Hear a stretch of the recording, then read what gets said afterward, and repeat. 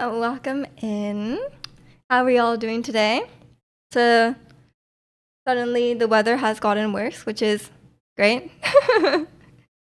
The Vancouver just knew. They were just like, Miju's gonna go out and like go outside, touch grass and stuff.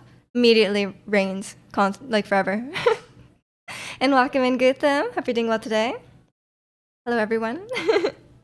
How's everyone's weekend been? What have we been up to? I went on a nice walk yesterday, and because of the nice weather, it was like insanely so many bugs. Like it was like the world had been infested by bugs. Like we're just walking through the trails, and then like just being swarmed. Which is great. I forgot that spring, nice weather comes with bugs. It's kind of, I don't know if I like that trade-off, Not gaming, unfortunately. That's okay. That's okay. There's still time. But yeah, I'm doing pretty good.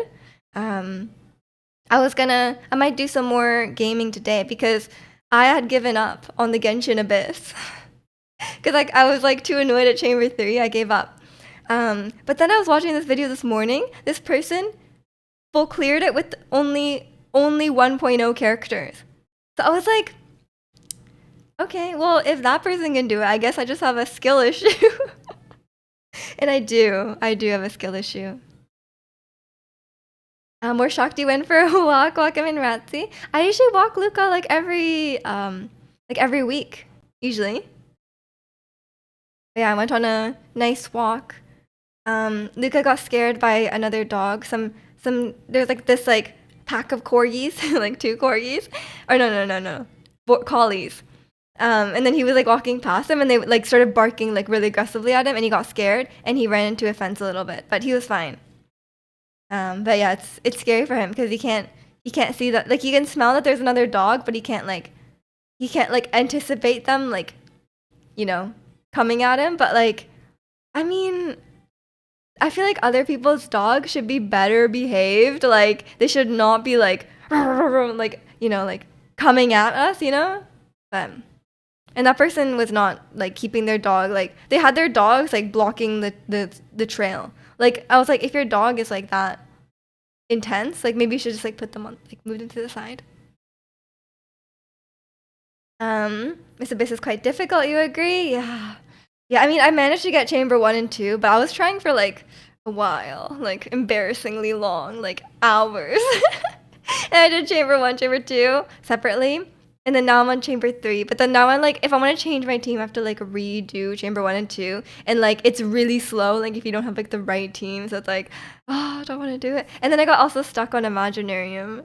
And I'm sad. I'm stuck on chamber 9. No. I got through chamber 9. But I used Raiden. So then now I'm like on chamber 10. I don't have enough damage. Fluffy Lucre. Exactly. He's very fluffy because he hasn't got a haircut in a little bit. And welcome in, Maestro. Did you know Luca is blind? I know. Well, I think dogs just shouldn't do that in general.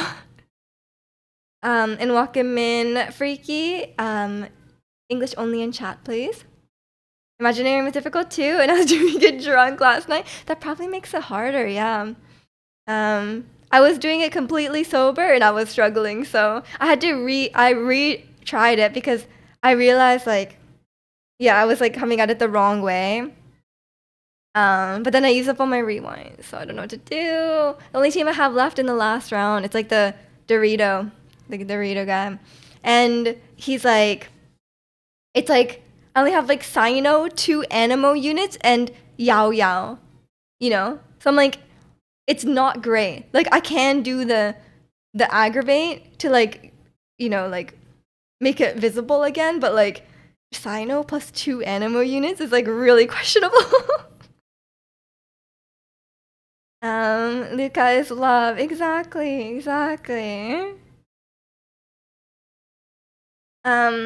You're dying in Stardew drunk last night? Oh no.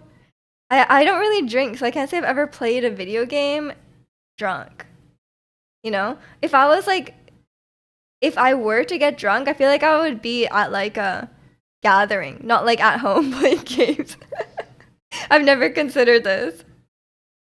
But I also don't just like drink, like I don't drink just to drink. Um, like if you like enjoy alcohol and you like enjoy like having a nice drink here and there, then like I guess I could see that, but I've never done that. You're watching some soccer right now, so you're multitasking your stream. Nice. I hope your team is winning. You lost 50-50 to Jane and Shanyon banner. Should I get Venti? You don't have Venti. Well, you're clearly going for Shanyon. Why? Is there a reason you want to stop? It was worse because you were recording. Why? Do you record all your runs? You aren't really missing out on drunk video gaming? Yeah, I can't say I've ever done that. You ever been drunk? I have when I was younger, but I don't drink these days because like I actually don't really handle alcohol very well. Like especially these days, like maybe like I just have not like a good tolerance for it now because I'm like I don't drink, but like I definitely get like pretty bad like Asian glow, and it kind of like these days it really like it's like to the point. It's not just like I'm like red. It's just like I feel like my heart is like it just doesn't like I feel like very faint, which is not really ideal. Like I just don't feel good when I drink. So I think I just have like a slight like intolerance, which is pretty common. Sometimes but your friends get a kick because I get really giggly. That's fun. You don't have enough primos and fates, so I'm saving unless I wait for a Navia announcement. Well, if you're saving, then don't pull. Save that guarantee. When I was younger, back in the day, that shirt and that line your Ajuma is showing. Thank you. I don't think Ajumas would wear this. Look, it has fun colors. What do you mean? But I'm like one step away from like bringing the umbrella on the on the sunny day, Like I think I'm almost there.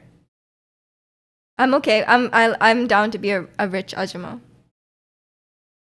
You're also small. Yeah, that's probably like doesn't help as well. I was always a lightweight to begin with, even when I did drink. But I don't have because I don't like the less you drink, the less like tolerance you have. So I think I'd be really drunk after like one drink. Depending on how fast I drank it. Drink will humiliate all the weaves. Maybe. You'll drink for me? Okay. You can drink for me instead. But it is like, honestly, like, not drinking is pretty OP. Because like, saves a lot of money. Drinking is very expensive. If you like go out to bars and stuff and drink, it's very expensive. 2, a lot of calories. Drinking is a lot of calories. You're not consuming all those calories. So there's that as well. Gained a lot of weight recently. Have you been drinking more? Yeah, like alcohol has so many calories. Beers, yeah, it's like empty carbs too, because you're like drinking it, right? So it's especially bad. Beer is a lot of calories. So it's like I tend to not drink my calories. Like I like to just drink water, and coffee. Love coffee and tea, and I save my calories for like sweets and stuff. Like if I'm gonna have calories, I'm gonna have like cookies. My mom gave me one single Stroop waffle yesterday, so I had a nice Stroop waffle and coffee time this morning. It was very good. She I guess ate the rest of the package, and then she just gave me like the one she had remaining because she was like, I don't like it. So I was like, okay, I'll have it. Yeah, but I like to save my calories for I like cookies, sweets. I recently got from the store. I got some lemon cranberry scones. Those were really good. So stuff like that, I will eat all but one. Yeah, they tasted bad. Yeah, I don't know. Like I don't know if she ate them or like someone else ate them. But she was like, yeah, they were too sweet for me, and I was like, only one left. Maybe she had to like taste them all just to be sure. I'm sure someone else ate them. I don't know. There's many people in the house who will eat the rest of them. But yeah. Also, there was a Canucks game last night, but Canucks are Apparently, they had a 1% chance to get into the playoffs, but they won their game last night, so now it's a 30% chance. Very questionable. So I guess when I go to see, I'm actually going to see a Canucks game this month. And yeah, I guess it won't have much meaning because it's not like, oh, they're going to get into the playoffs. Unless some other team like really trolls and like they completely like lose like the next all their games, then maybe we have a chance. But it's a very slim chance. Your issue with alcohol is when you get drunk, you want to eat a lot. That's like double. Yeah, that's a double calories. That's not great. I mean, I don't usually like watch what I eat or anything like that. I try to eat healthy in general. Like, I try to get like fruits and veggies and stuff. Make sure I'm eating vegetables and stuff. But I don't generally like limit my intake of like sweets and stuff. I think I just generally like will not be able to eat like, you know, like if I had like a cake, like I wouldn't be able to eat like a lot of it anyway before I'm like full or feel sick. And welcome in Fakien. You got your Shan Yun. Congrats. Enjoy plunging. Yeah, I think I might like. I know Escoffier. I know she's coming out, so I kind of want to pull her. Even though I don't really like her design, I think it's a bit fan servicey, but that's a big buff for Kaya. So I think I'll do it. I think I gotta do it. You think I didn't roll this time? I did not know. I don't need although like I have Shao and stuff like that. I'm not good at all. But yeah, I haven't been doing my commissions or anything like that. I haven't really been doing dailies. So I don't know how many pulls I have. I guess I'll find out. I've just been logging in, trying Abyss for like 2 hours and then like rage quitting the game. And Wakamin creation, no problem. Probably do large pizza and 5 burgers in a day. That's a lot of food, man. And Wakamin Law, thank you. My hair clips. And Adam, thanks for the 20 months. I appreciate it. I want to say welcome in. Every time someone subs, my first instinct is to be like, welcome in. But that's not how it works. What's the Kaya Buff's girl's name? Escoffier. I'll let you spell that. Good luck. But yeah, she's like a huge she's like a huge buff for Freeze. So I think that's very exciting. It sounds like a coffee. Yeah. Welcome in, Estat. Hope you're doing well. Oh, are you streaming today, Estat? Yeah, it's Escoffier. Yep. It's French. So I'll let you spell it in a French way. You are okay. Good. I would just ask every time. But yeah, it's I might just like log back in, pull her, make my Kaya Freeze team. I don't know what it will be. I think it'll be Kaya, Farina, Escoffier, Shenhe. But then I'm like, oh, I feel like Kaya needs Chongyun to do like cryo normals. But I'm like, who would I replace? Like, I guess I would replace Shenhe, but that feels like a waste. Like, I just pulled Shenhe. Like, I feel like I need to get my money's worth out of Shenhe. So I might just, maybe Kaya can just do like physical attacks. I don't know. I have not thought this through this far. But Farina has to be there, and Escoffier is so strong. Like, she's like busted. Like, for what she does, she is like, I know there's lots of like really specific buffers in Genshin, but she's like by far the best one. Probably because like Freeze is a bit underpowered, so they probably need to like overtune her a little bit, but yeah, I don't know. But yeah, I don't know. I feel like it's hard. I don't know how people play multiple gacha games. Like any game where like you have like dailies or you need to like log in. How do people do multiple? Like, cause like I downloaded Infinity Nikki and I was gonna play it, but I'm like, how do people have time? Like, I don't have time to log into Infinity Nikki every day and log into Genshin every day. Not that I log in on Genshin every day, but like, I don't know. It just feels like a big commitment. I can barely play Genshin every day, nor do I really want to.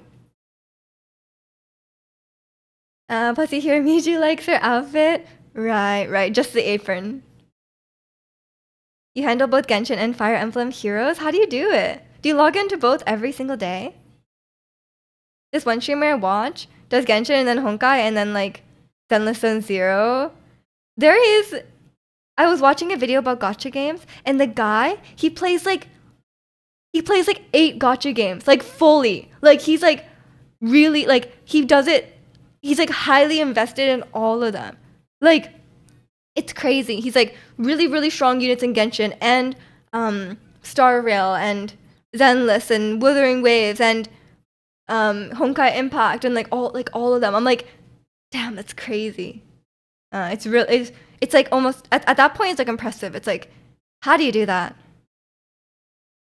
There's not a lack of content, I guess, but so much. Yeah, I think one gacha game is enough. You know, like because it's such a gacha games are like such a commitment. You know. But I think like for me, I'm very much I'm very much of the opinion. I say this a lot, but I'm of the opinion like if there's a game you have to log in every day, you should never feel obligated to do it. Like if you don't feel like playing one day, like just don't. Like I know the games like enforce a lot of like FOMO, like oh if you don't log in, you're gonna miss your dailies. Like you're not gonna get the primos for the day. But like honestly, it's just a game. It doesn't matter. I do it after work and dinner. That's still like a lot every day, but I guess if you're efficient with it, you know? I don't know how much work Fire Emblem Heroes is. Dude, that can't do that for me. Yeah. I feel like Genshin's already a lot. This one streamer I watch is playing Elden Ring after me. Well, I'm not sure if it starts playing Elden Ring, but I guess we'll see. Wish I was that dedicated to my hobbies. I feel like he's just like very solely dedicated to one hobby, you know? I feel like I prefer having multiple hobbies and being like more well-rounded. Like there is some sort of like it's very impressive and some when people are like very very dedicated to like one specific thing. But at the same time I feel like it's not as enriching to your person, you know? Like I think some people like for example people who are like workaholics, right? And they just like only work, right? Stuff like that. It's like it is impressive and they're very talented and you know, it's like it's yeah, right? Like it's probably very rewarding for them, but I'm like, oh, I could never do that. Like there's a lot of people in tech who are like they live and breathe like coding or tech, right? Like they finish work as like a programmer and then they go home and they like do more coding at home. I'm like, I could never. I could never. And obviously those people are very, very talented and very successful, but it's like, I feel like it's important to have other things in your life, you know? Does League and Stardew count as one hobby or two? I feel like gaming in general is just like a hobby, you know?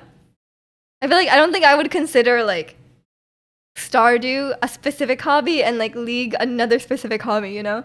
Like I feel like it's just I like video games, you know, but like obviously there could be a huge variety in games. I thought Media couldn't do sales. Why? That's most programmers I know. I don't think so. Like I think that's like what like I think those people are the most like outspoken about it, right? But like the majority of people I work with are not like that. Like obviously there's some people who are, you know, work a bit too hard in my opinion. I'm like, take a break. But like most people like I work with they like, you know, they have like families. Like they are not working 24/7 or doing other like obviously some of them are interested in like tech stuff outside of work. There's lots of people like that, but I think it's about like 50-50, I would say. But it probably depends on like the environment. Like if you probably work in like a startup or something, you're more likely to have like very, very dedicated people. And obviously in like online spaces regarding tech, you're more likely to have it's like self-selecting, right? You're like more likely to have people who are like really into tech. Um, and I feel like there's a lot of those people in school.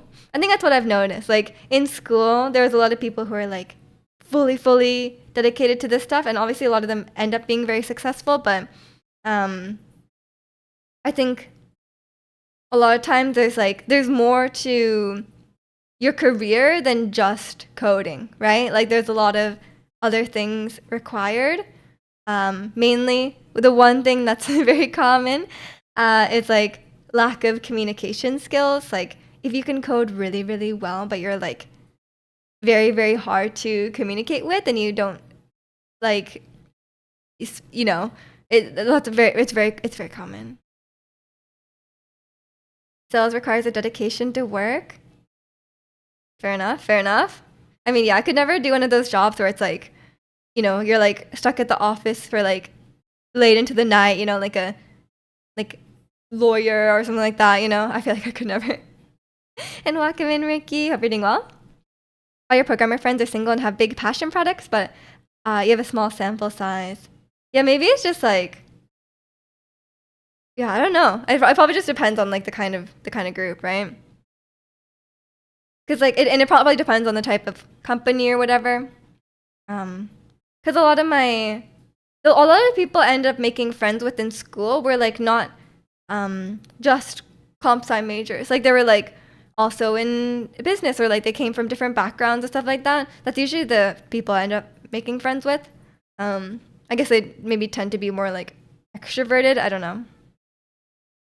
But yeah, it's and the people who are like really um like in deep, those are not often the people I end up working with. But it probably just depends on the company.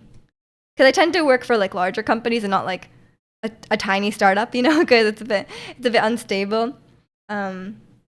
So those people probably go to stuff like that, or even like make their own startup, right? Like if you're really talented and really into tech, you're probably like making your own company or like making your own software for whatever reason.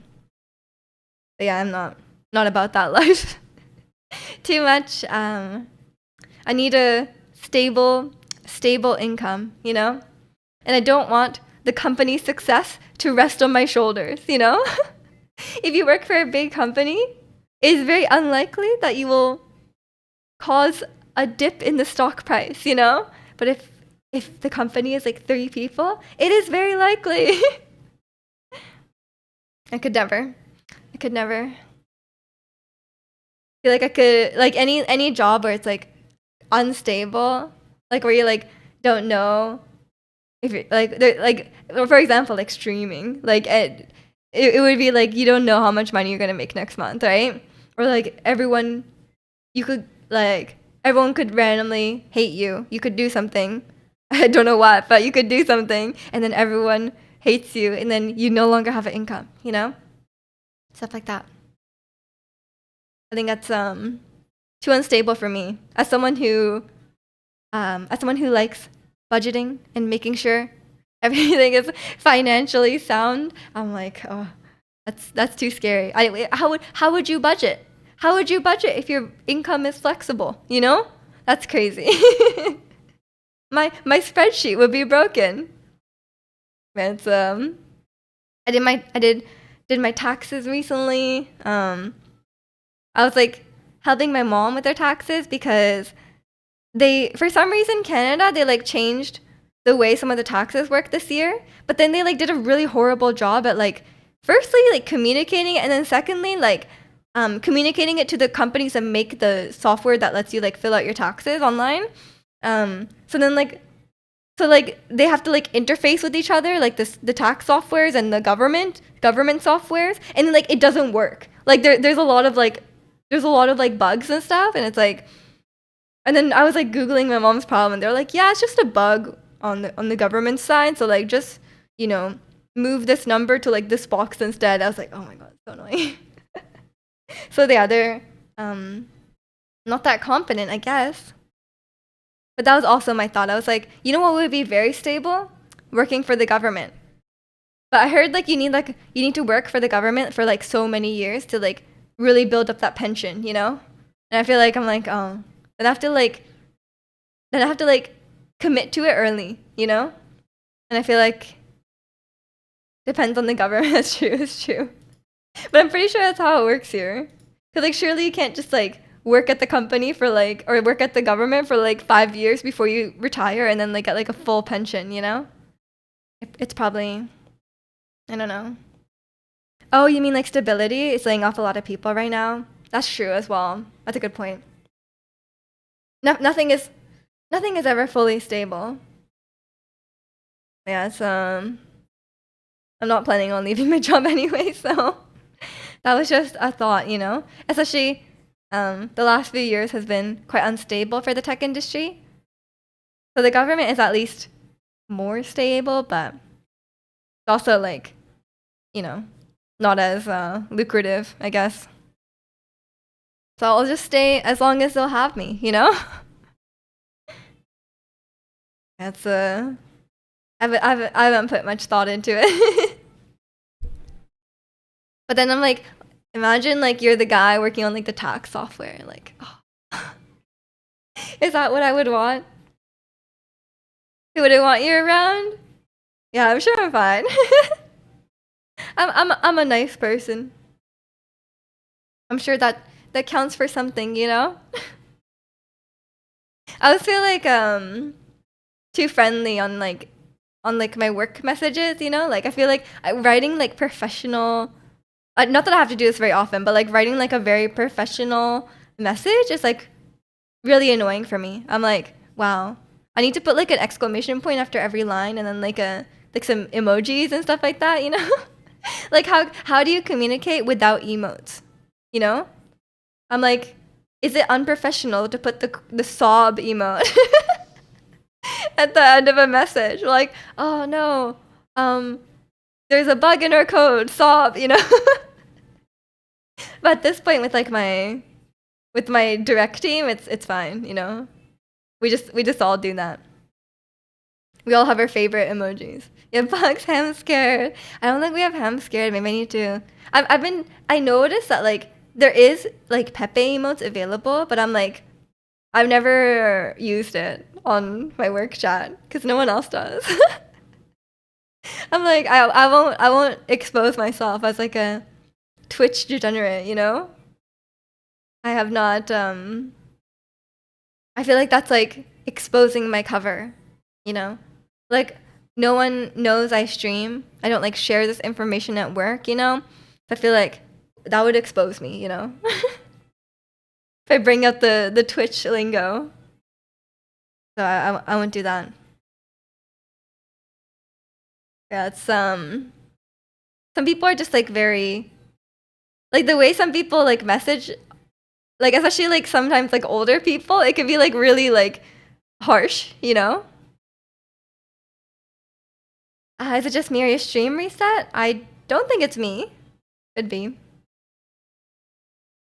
Maybe it's just like a network drop or something like that. I feel like my internet is fairly stable. Although, never mind. Was it you?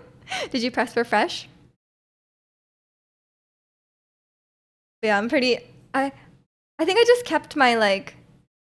I remember I was gonna like lower my internet speed, but now I'm like too attached to it. You know, like, do I really need like gigabit internet?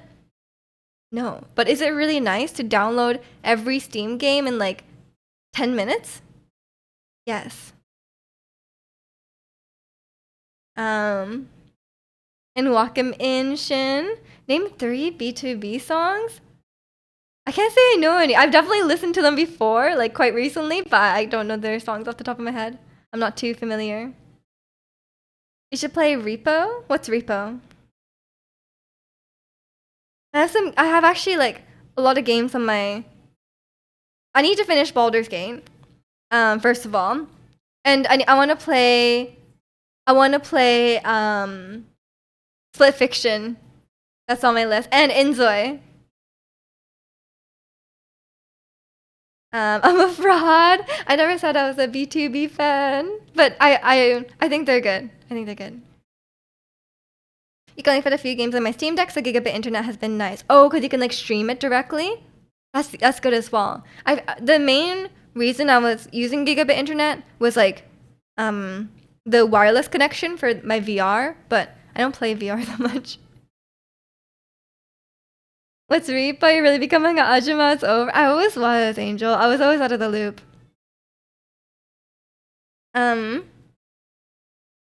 Repo's like Lethal Company and Among Us. I don't play games like online though with like groups. I've never played Lethal Company. Harabaji territory? If you know, so does she. Oh no. Who doesn't though? I wouldn't say I'm like a fan of them, but I know they exist. It's like the founding of K-pop, you know? Why am I suddenly? Why am I suddenly? Okay, I'll take it. I'll take it. I've aged a second generation. Is that what all the kids are playing these days? Among Us? No, Among Us. Repo. The children. Harabaji or one of us? Okay, fine. I'll admit it. I'm always out of the loop. I'm just like, I only know what you guys tell me. Like I just live under a rock. Like you guys know I don't have like social media or anything. I just live under a rock and I just know what you guys tell me. And welcome in Safety Pin. Happy Sunday to you too. They play Schedule 1. Okay, I have seen that on my YouTube feed. I saw some people playing it on YouTube. We now have to sing sad old Korean ballad OSTs in Korean. I would love to sing a old Korean ballad. If I could speak Korean, I would. I would sing a ballad. How do people find out about stuff anyway? I guess online, on social media. They watch the latest Twitch. I don't know how the streamers find out about it. Project Star knows more about the culture than her. Possibly. I was like trying to get my Apple Music to like play like the latest K-pop hits. But it kept like playing like K-pop hits, like top stream songs. So it would be like the most recent stuff that came out, which like, you know, fair enough. It would be like Jennie's song and like you know, whatever, the newest, you guys know, the newest stuff. And then, but then like randomly in the middle, it would be like a really, really popular old song that like has enough streams to like make it up the top. It would be like Gangnam Style. And then like, it would be like Bang Bang Bang. I'm like, it's like a really strange playlist. Like, so I was like in the car, it would play like a Magnetic, and then it would be like playing like FX. And I'm like, oh my gosh, what is this? You don't even listen to any new K-pop group? It's okay. We're in the Harabaji squad. Magnetic, yeah. And now it's like in my head.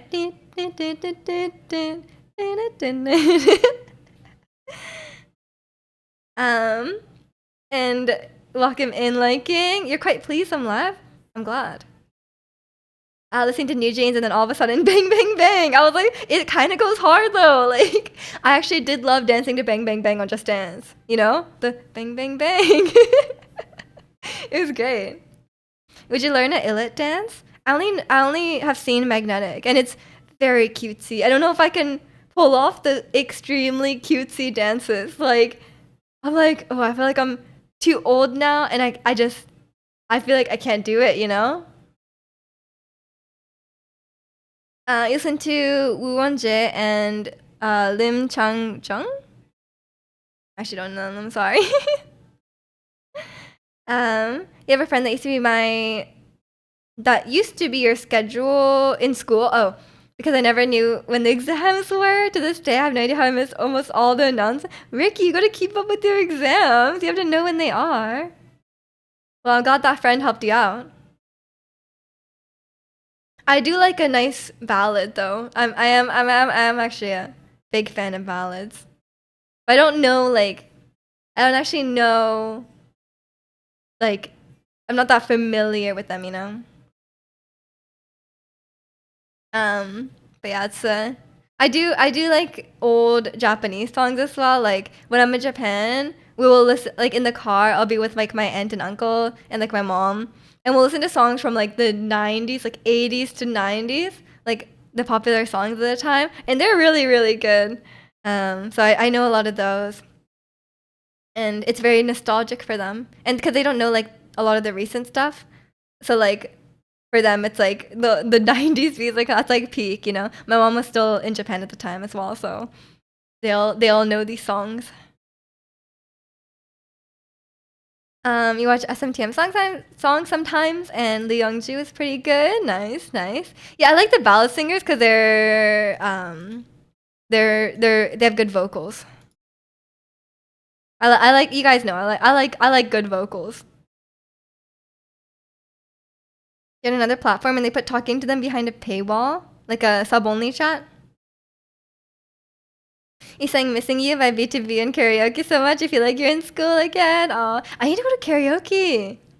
I love going to karaoke, but yeah, I don't know any like I don't know any ballads. It would be kind of hard for me because I don't speak Korean. But I would love to go to karaoke in Japan. I think it'd be fun. You seen the YG leaks? No, no. What leaked? New group? New stuff? I have no idea. Yeah, I was just listening to that random playlist with like not new songs. It was none of it was new songs. It was playing like Whiplash. I heard Whiplash for the first time. You're welcome, guys. I always heard everyone talk about it, but I never actually listened to it. And they also played "Come Over," which you guys were talking about. But I think I prefer "Hot." One look given, yeah, Angel's always saying "one look given Whiplash," but I never listened to it.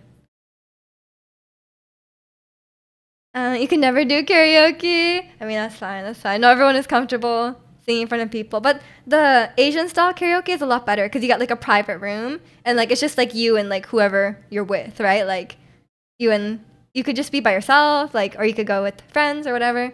It's not like Western karaoke at like a karaoke bar. We have to sing in front of everyone. Come Over is like such a groove. It didn't really vibe with me when I listened to it. But I only listened to it once. Um, all Blackpink members except Jisoo and CL, like from 21, saying the N word. That's great. Like in the songs. I feel like that's such a problem. Like pretty much like every group has had this scandal. Because when we were talking about the Kiss of Life like live stream where they got a lot of backlash for making it this theme basically be like black people, like the dress up theme of their live stream or whatever. Apparently, Julie Julie from Kiss of Life also had a video of her saying the N word, but like she's from America, like she's American, and I'm like, that's like you should know, like what do you mean? Like you should know. There's no way she doesn't know. Like if they grew up completely in Korea, you could maybe argue that like they weren't aware, especially if they're very young, but an American absolutely knows, It's like there's really no excuse there. You like Hot more than Come Over too? Yeah, I think Hot is nice. I like chill vibe songs. Like I love a song that goes hard sometimes, right? But I love a good like chill vibe. Introverted friendly karaoke. I mean, I think it's a better way to do it because like if you're at like karaoke bar, do you really want to hear like every random person sing? Like in front of everyone and then you have to go and sing in front of everyone. Wouldn't it be more fun if you're just with your friends, right? I think it's way more fun and like just you guys. You have more opportunities to sing because there's less people like fighting for the mic, and you don't have to hear some like random middle-aged man sing, I don't know, Pearl Jam. Like, you know? They steal the culture but can't respect it. Exactly. I think it's just like such a prevalent issue, right? Like it's just like it's not even like if you take each instance individually, it's like one thing, right? But like it's just like constant, right? Like pretty much all of K-pop is very very much taking from Black culture, and a lot of times it's not done very respectfully. You miss the old AOMG days. I know Kalani would say the same. And welcome in, Ruska. Hope you're doing well today. Yeah, it is a really there's so many things that are like very prevalent issues in K-pop, but it's like so like baked into it, It's like there's so many issues that are just like I feel like they're not going away, And even though it's like 2025, it really should be different, but it really isn't. I'm glad we moved away past the Pearl Jam vocal style. We let dudes get away with singing all vowels for far too long. Fair enough. I can't say I've ever listened to Pearl Jam. That was just the first thing that came to mind.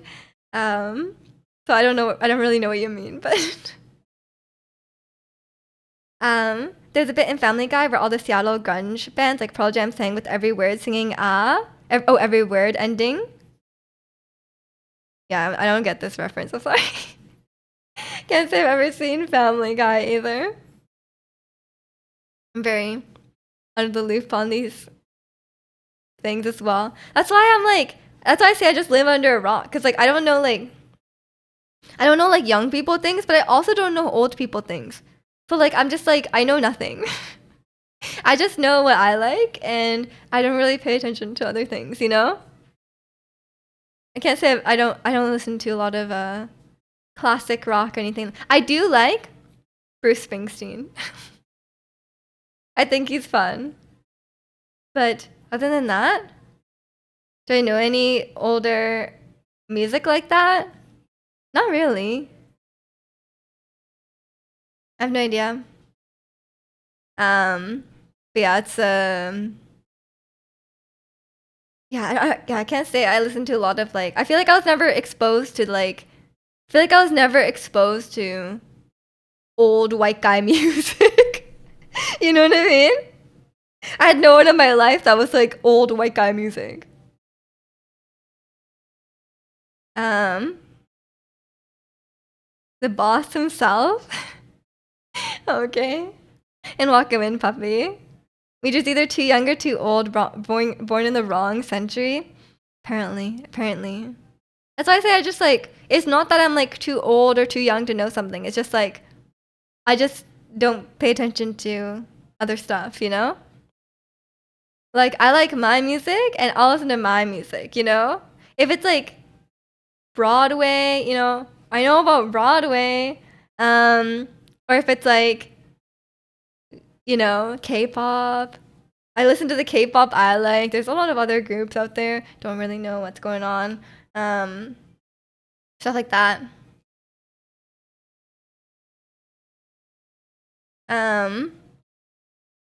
Springsteen's bandmates called him the boss. Oh. Some Springsteen lore. I can't say I know too much about him as a person. Listen to K-pop by Playboy Cardi. I don't know what that is. I'm sorry, man.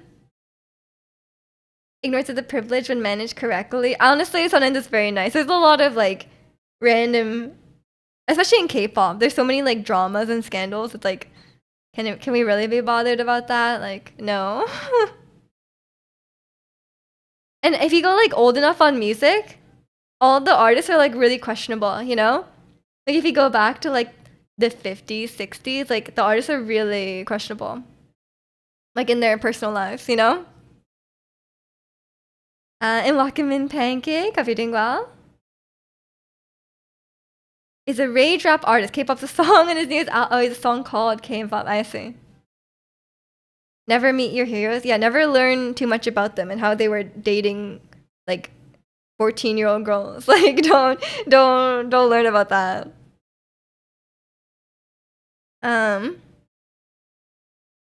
Older musicians would be canceled if Twitter existed back then. They would be like arrested. I think they should be like arrested, honestly. Like it's past the point of cancellation. It's more like jail. I went to ask about drama about the mod game, the guy that ported Baldur's Gate characters. They didn't want black characters. Did he explain what he means by giving an example of Assassin's Creed? Not really. They like went on like a a whole thing on Twitter, and I think they just like, yeah, the way they talked about it was really weird. Like just saying like they're not gonna put the black characters from Baldur's Gate in the game. I don't really know what they were on about. Like, do you live there? That a streamer plays. No, I live here. I don't have a streamer place. Who's worse, those old dudes or Kanye West? Oh, you know, that's pretty tough decision. We'll have to put up with Kanye longer, so probably Kanye. Yeah, I don't know, man. Kanye's crazy. I remember I was like talking to my brother about it. I was like, "Oh, what was the thing he said like a while ago?" But like I couldn't remember because it was like it's been so long, right? But like he was like, I was like, "What was the thing he said about slavery?" And he was like, "Oh yeah, he said slavery is a choice." Like what the hell? I think like is he just trolling? But then my brother was saying like he had some sort of like mental breakdown. Like I think something like his mother passed away and he had some sort of like breakdown. And he really has not been the same thing. It's the same since, you know? Like I don't know if he was like always like this or if he just kind of like went off the rails. But the stuff he says is like so crazy that it's like it's to the point where it's not like, oh, like this person has like a problematic like take. It's more just like, is he okay? Like it just doesn't seem right? He said too much to be more specific, true. Kanye's not very healthy. He's bipolar, has a lot more mental illnesses. Yeah, it seems more like on that front, right? Because like he's saying so many things that are like super, super crazy, right? And it's like, it just kind of past the point of being like, you know, conservative. He's just more like, it's gone past that. Yeah, he just I don't know what's going on with him. But yeah, we obviously have, you know, questionable people in current times as well.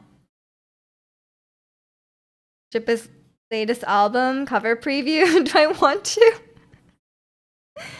I literally like do not follow much about it. So I feel like the less I know about Kanye West, the better. Maybe it's a VPN. I'm not gonna look it up now that you said that. That's scary. Don't Jordan Street. I won't. What? Starting to make more sense to me after recent schizophrenic experiences. Sorry I had to experience that. Yeah, I don't know. I don't know what it is, but if you're saying to the point of use a VPN to look it up, I think I won't. You know, maybe it's something very, very terrible, very traumatizing. I'll just stay away from all that. I like a good drama video sometimes, but sometimes it's like too far. Oh, it's just a swastika. Great. Wonderful. Yeah, it's yeah, sometimes it's like some of those people, like it's hard to tell sometimes if they're like actually believe things like that or if they're just like grifting, you know? A lot of grifters out there.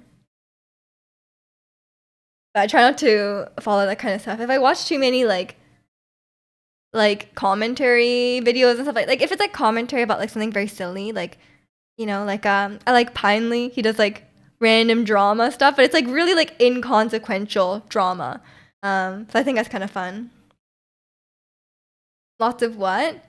Like commentary videos. Like where they like talk about something that happened. Like they'll be like, "Oh, like it's just like really anything. It's like they just like comment on it and like explain what's going on and then like give their own take on it." What's the word to use? Commentary? This one. It's like a genre of YouTube, I would say. Like there's like political commentary, social commentary, media. I guess media commentary is not really the right word. It would be like, oh, grifters. Oh, grifters. It's like people who are like, it's people who are like just saying stuff so they can, they don't really believe what they're saying. But they're just doing it to make money. basically. Yeah, like yeah, basically scammers, but generally it's said in the sense of like, you know, maybe like a political YouTuber who doesn't believe what they're saying, or someone who's like, yeah, someone who's like saying racist things, but they don't actually believe them, but they're just saying it because like that's what the platform wants to hear, or that's what gets them like, like rage bait kind of thing. It's usually people like that. Not great. That grifters just meant someone going for shock value. I think in general it just means like people saying things they don't believe. And like saying things just for like just for, popularity and money. But a lot of times that is shock value. Cuz like that would get you clicks, right? But it could be anything. Did you hear about Carl? Oh my god, yes. I was gonna bring this up in the Discord, but I forgot. That was crazy. Okay. I was actually like reading about this on Reddit. And so basically what happened is that Carl Jobst made a lot of videos about this guy called Billy Mitchell who was like cheating on this like game and claimed he had like a world record in a game, but he was like obviously cheating. And then Carl was like getting sued by Billy Mitchell. And he made a lot of videos about like, oh, I'm getting sued by Billy Mitchell, and he had like a legal fee fund, which a lot of people donated to. But the lawsuit was not actually about the cheating in the video game. It was actually about Carl Jobs basically claimed that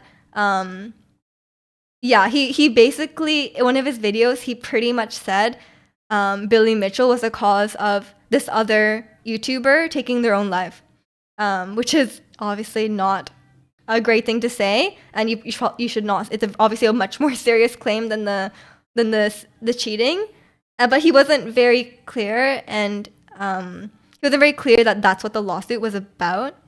And a lot of people assumed that it was about the cheating, the speedrun cheating, or the video game cheating, but it was actually about this claim. So a lot of people are upset at him because he didn't make that very clear. And then people were like, you know what I found out?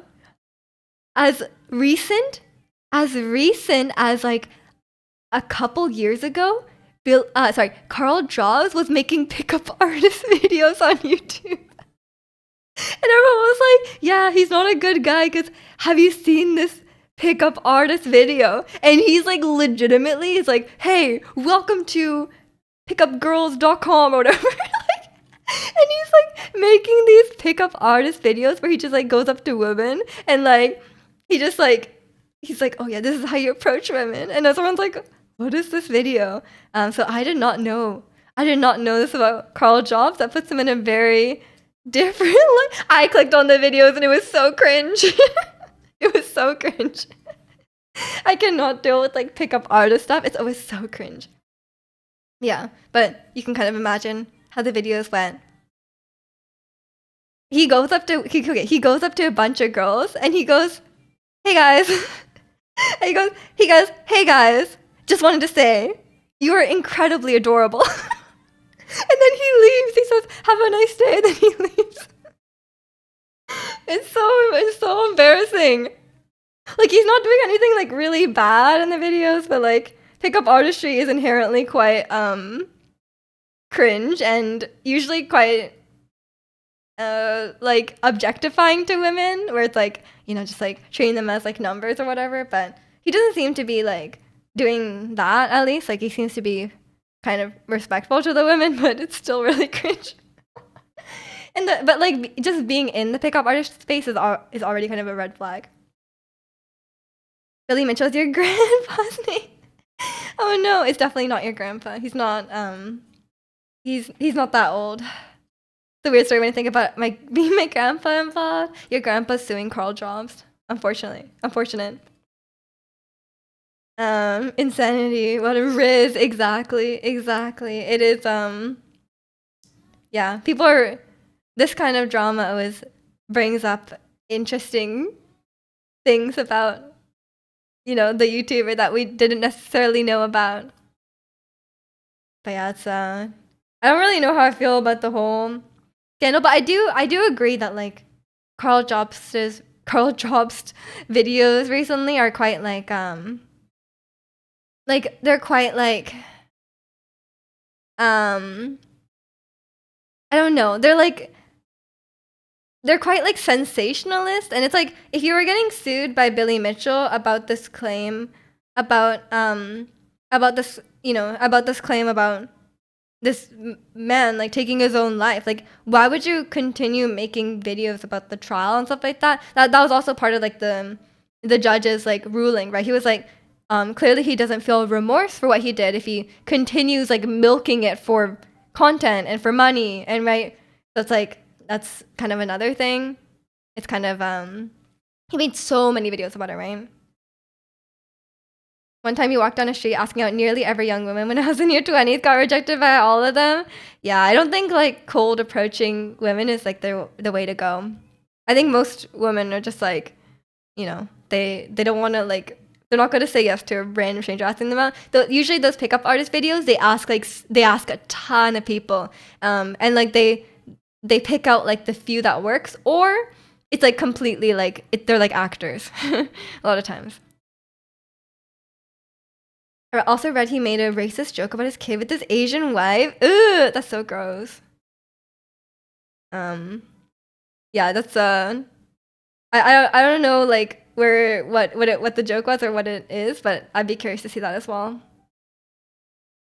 As entertaining as the vids were, it's like I don't know if talking about a pending case is a good idea. Yeah, like surely you're not supposed to make videos about your lawsuit, right? I don't know. I'm not sure how that works. It's probably like if you're getting sued for defamation, you probably should not continue making videos about the person. I don't know. I'm sure most lawyers would tell you not to do that.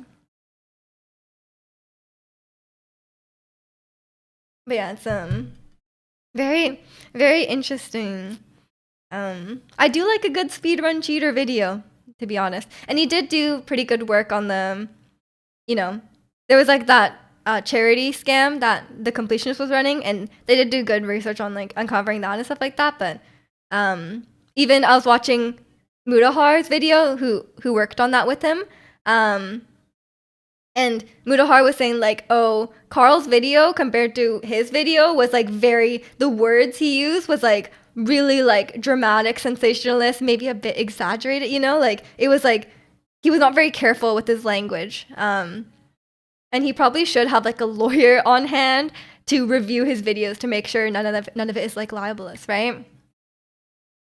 And Wakamin Kimmy, how are you? Our boy Tomato Anus also apparently cut ties with them a few years back. I think that's very telling. Yeah, it's like you really don't know. You really don't know people, right? Like people are often very parasocial with like creators and stuff like that. But you really don't know them. Like you don't know what kind of person they are. Usually people are like, oh, like he would never do that. Like he's a good guy, but you don't know him. Like you don't know anything about him. You only know what he puts out there. Abysoft, please don't fall. No, not Abysoft too.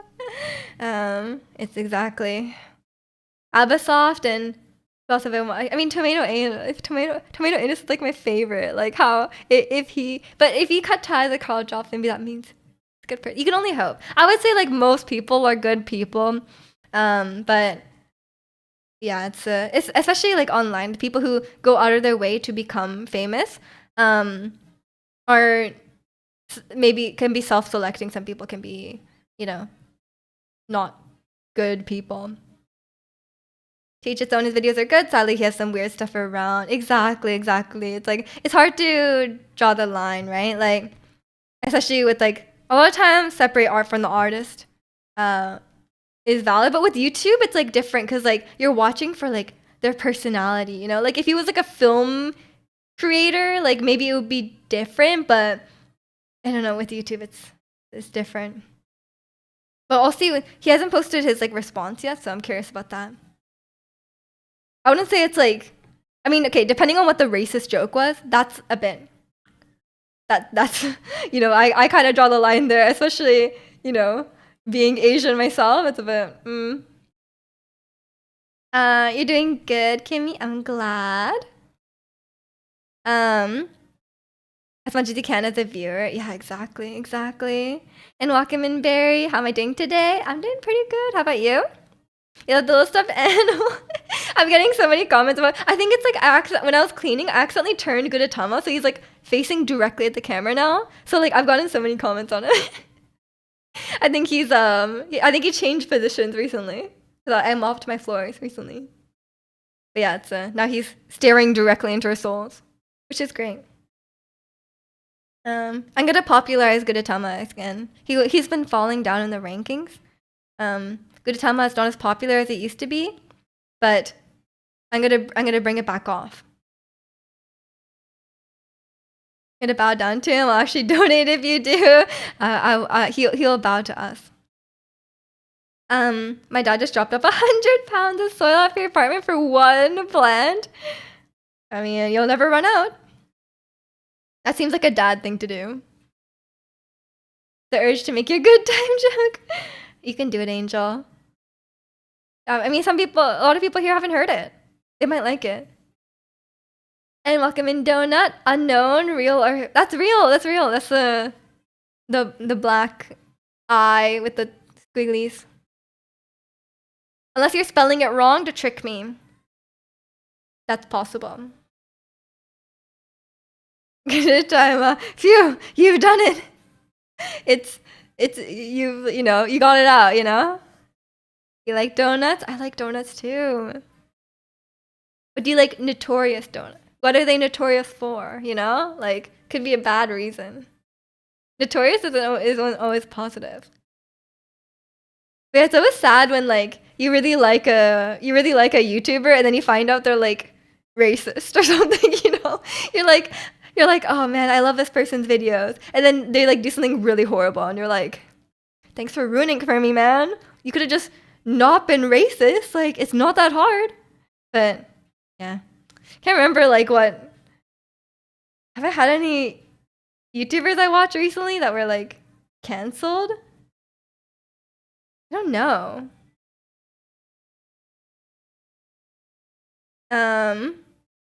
He defended the use of the N-word because he's Australian. What does that even mean? What does that even mean? What do you mean he can be like... He's like, I can be racist because I'm Australian?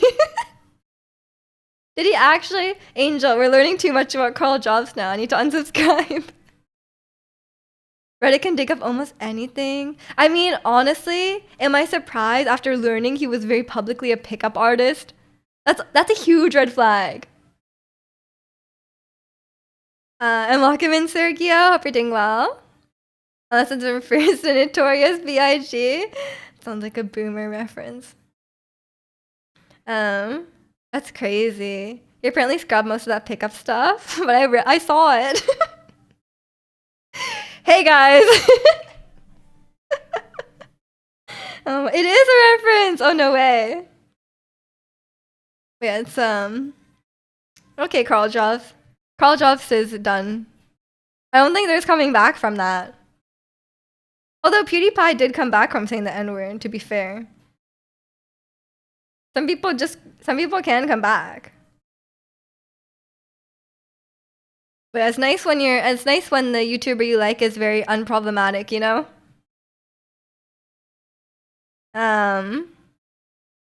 Didn't Pokey also get away with? Did she?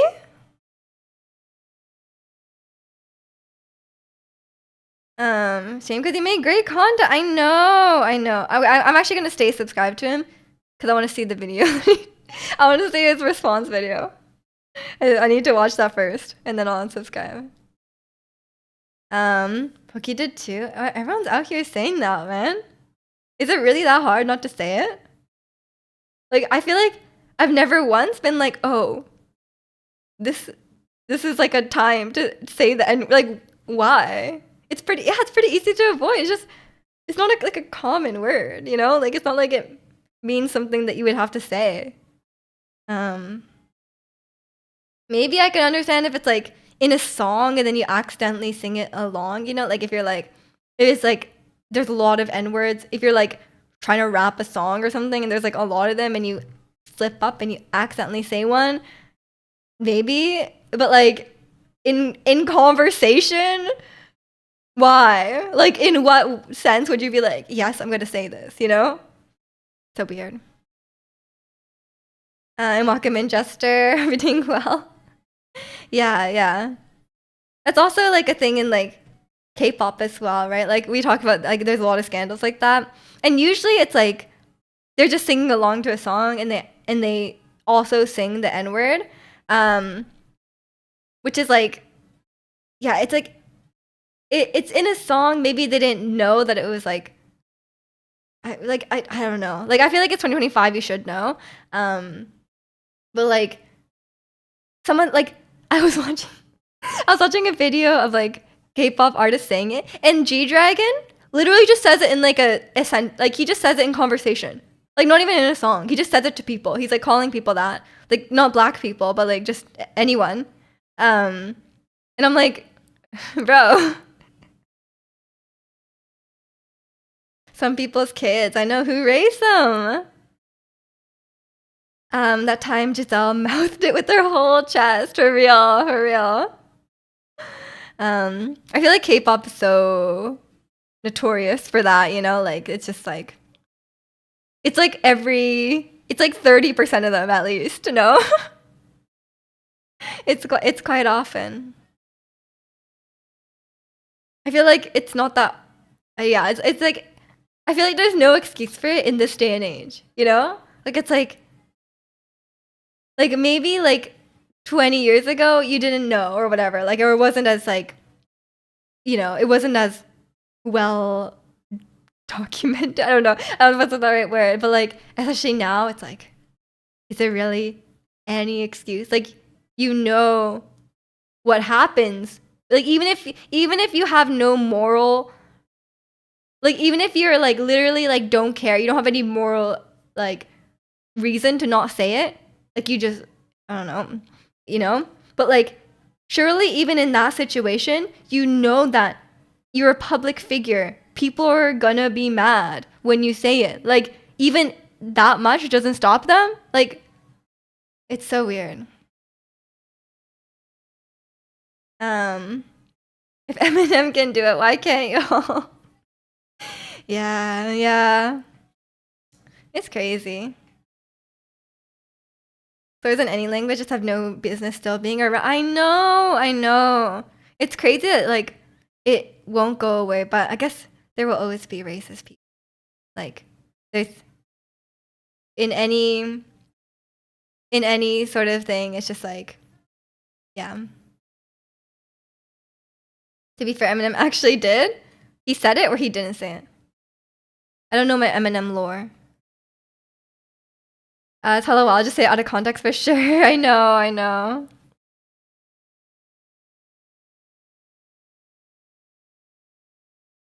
But like twice early on, but never again.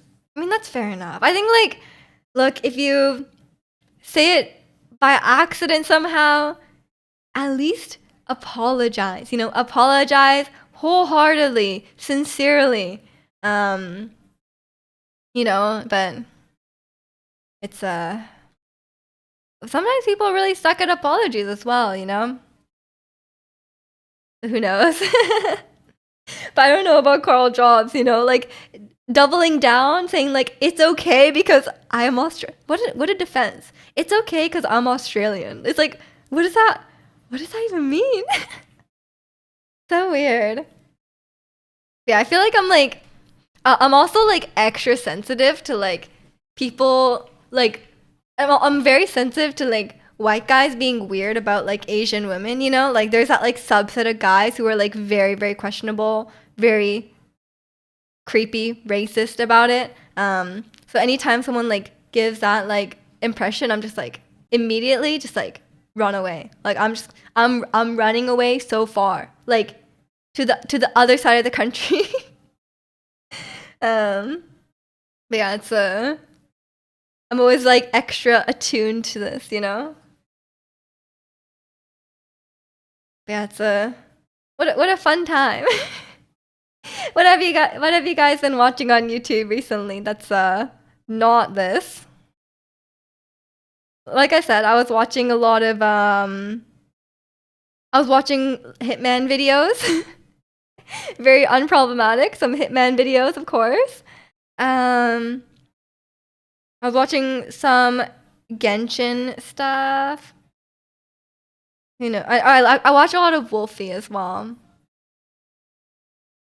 I gotta go pick up a larger mod, transplanting your flat. Okay, enjoy your 100 pounds of soil. Good luck. Don't hurt your back.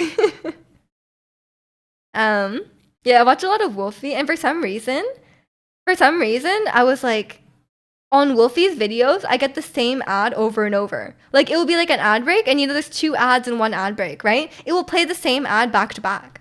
I'm like, Wolfie, what is wrong with your video? I mean, if he's probably not in control of it. I'm like, why is specifically Wolfie videos like playing this one specific ad about sustainable energy? Like, I've heard it all, okay? Like, I get it. We're making sustainable energy. Like, can we place a different ad? You're watching Echoes of Wisdom speedruns. I'm exciting as Breath of the Wild. I was watching a video about it recently as well, like the glitches and stuff in it. Where you like have like the table or something. I can't remember. Sims buildings are your go-to if you're bored recently. I haven't watched Sims videos in so long. It's been a minute. You found some more good music on SoundCloud. Oh, nice. Can't say I use SoundCloud. More of a Apple Music guy myself. I finally got my Apple Music to do Le Seraphim. I just said it really slowly. I said, Siri, play Hot by Le Seraphim. And then it understood me and it played Hot. And I was like, thank you. Finally, you're not playing like Hot by 17. Because that is nowhere close to what I feel like it just doesn't understand me. Like, am I talking weirdly? For some reason, I keep getting right-wing ads on my YouTube, even though I keep clicking the prompt to stop seeing those. Oh my god, I was getting so many, what's his name? Matt Walsh. I was getting so many Matt Walsh ads for so long. I was like, can you leave me alone? And then they finally just went away on their own. But I think they just pay a lot of money to have them show up everywhere. Because I've definitely gotten those ads as well. But I mean, we're reaching election season here in Canada, so there's inescapable political ads, but they're usually from like all the parties. The one we watched the other day about Inzoy was also building. Me and Kimmy, we're the same, building only. I like playing live mode in The Sims here and there, but I could build all day. Ellie Seraphim, exactly. Le Seraphim. I was like I can't remember what I said, but it understood me after all. But yeah, my Siri recently has been not understanding me properly. I don't know if it's the way I speak or like Siri is just like having some trouble. Like she will not do what I say. She had the whole experience. She was testing it. Yeah, I heard a lot of the people who were playing Inzoy, they were like sent really fancy PCs to play it on. I'm like, damn, that sounds good. Can I have a $3,000 PC? But yeah, it's I might play it maybe next month. I don't know. I need to get around to it. But it feels like a commitment. I feel like if I start playing it, if it runs, then I'm gonna be like in deep, you know? I need to set aside a good chunk of time to get into it properly. Next month? Yeah. Oh, it's gear. It's gear. Maybe I should put like specs. You enjoy recreating your house, but that's pretty much it. Different experiences. I will build all day. Like I won't even play the live mode. I'll just build. You had no idea I'm in Canada. Shout out Canada. Let's go. The building seems a little bit off for the exterior, but is good overall. It's not very intuitive for beginners. Oh, okay.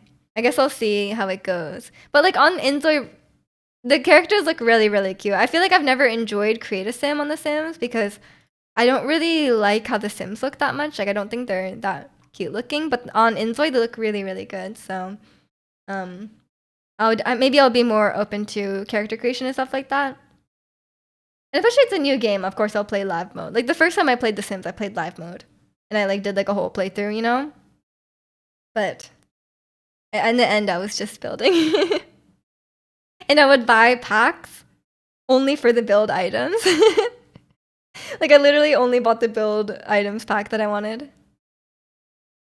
The thing that it also has both WASD and clicking, so it mixes both, kind of confuses sometimes. I see, I see. I mean, yeah, I guess, hopefully they iron out anything that's a bit clunky. Because the game does seem quite in-depth and complex. So if it's like hard to get into, that's...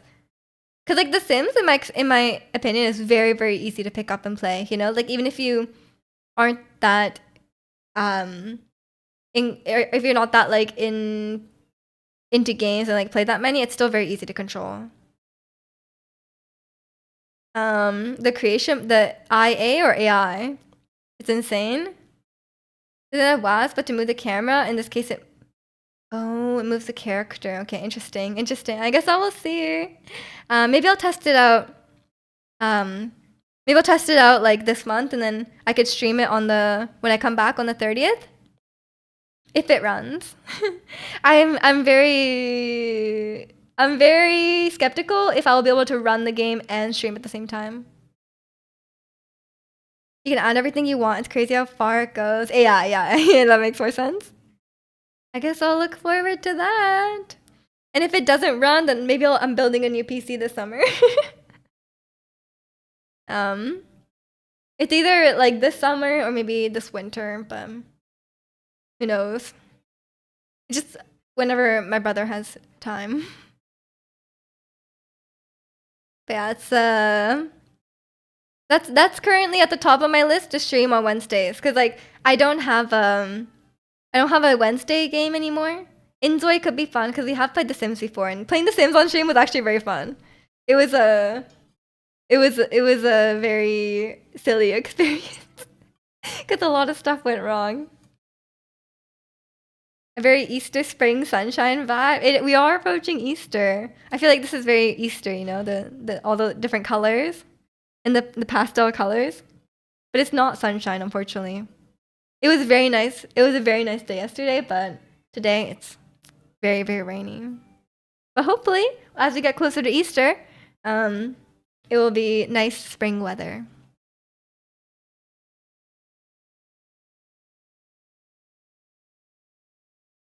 Currently, Tears of the Kingdom on Nintendo Switch 2 has better loading times, the quick menu. That really interests me. Oh my god, in Tears of the Kingdom, that like little bit of lag every time you like select something in the menu was really annoying. It's like a really, really tiny lag, but it's like every time. And like that kind of thing is like really really, really annoying. The problem with the WAS is that it deletes every action you were doing. What? That's actually really annoying. Okay, that's actually good to hear all this about from a pro Sims player.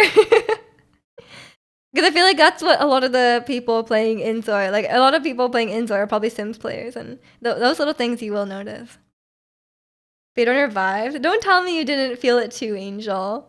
It's not even like speedrunners. I think like everyone feels that it's like a little bit unresponsive, you know? But yeah, you had to pay $10 for that Tears of the Kingdom on Switch 2. I really think they should just upgrade it for free, you know? Like, really? $10? You're gonna be that stingy, you know?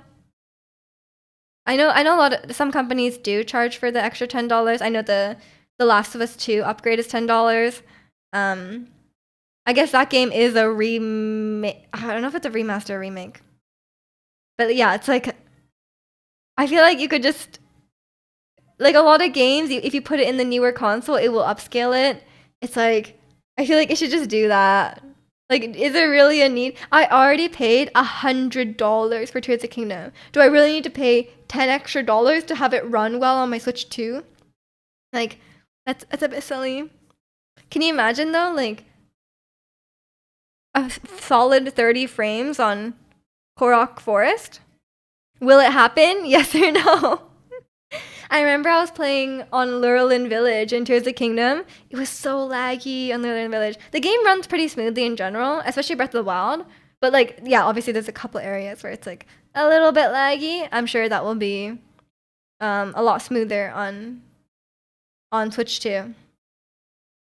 But I have zero hope for Pokemon Scarlet Violet because I don't think the issues with Pokemon Scarlet Violet were with the Switch itself.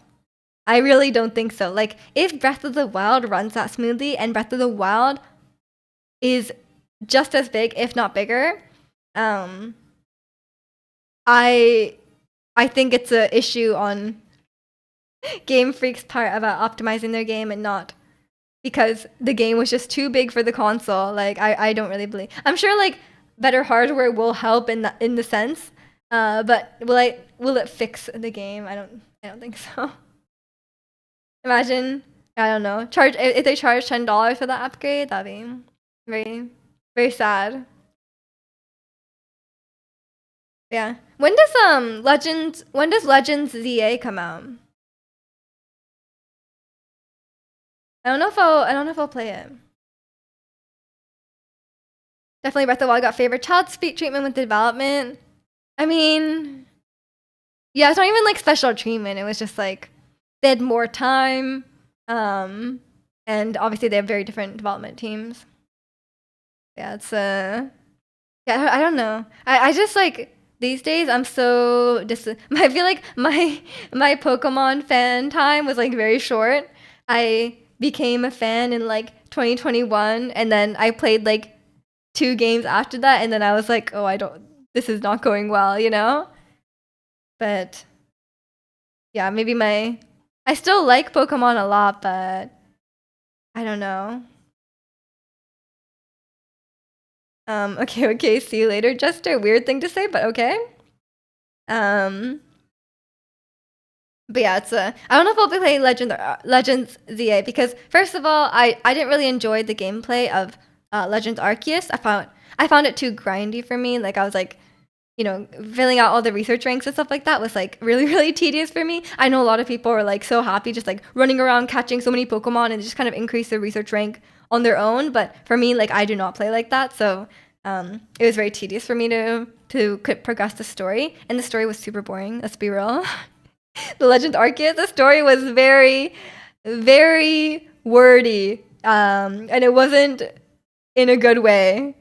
So yeah, I don't know how I feel about the end, and I just feel like the games are very of like quality wise. I'm very skeptical about how the game looks and how it will run and stuff like that. So I don't really want to support it by paying like who knows how much money at this point. Don't know how much it will cost, but yeah, I'm not gonna. I don't think I gotta pay that. Like unless somehow it comes out and it like looks really good, and I think I will enjoy the gameplay, then maybe. But I have I have low hopes for sure. It's we'll see. We'll see. I don't know what games I think I'm just gonna like I said, I think I'll just wait till 2026. And just get like I'm sure a lot of games will be out by then.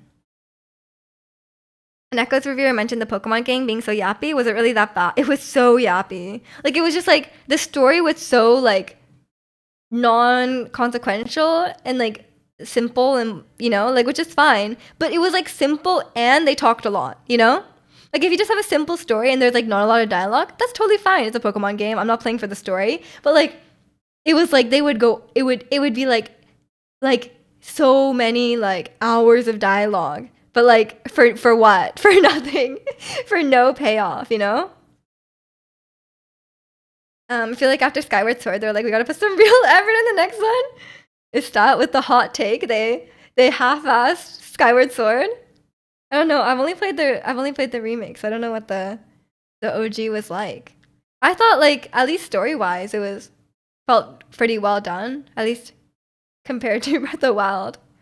But yeah, it's I mean, I feel like I can never fairly judge Skyward Sword because I'm such a dungeon hater and like so many things of it really annoyed me, but it wasn't necessarily the game's fault. So I feel like I can't fairly judge it. Yeah, take care, Duster. Story's probably the highest point of it. Probably, yeah, I agree. But yeah, I feel like I can't judge. I feel like I can't judge the gameplay very well.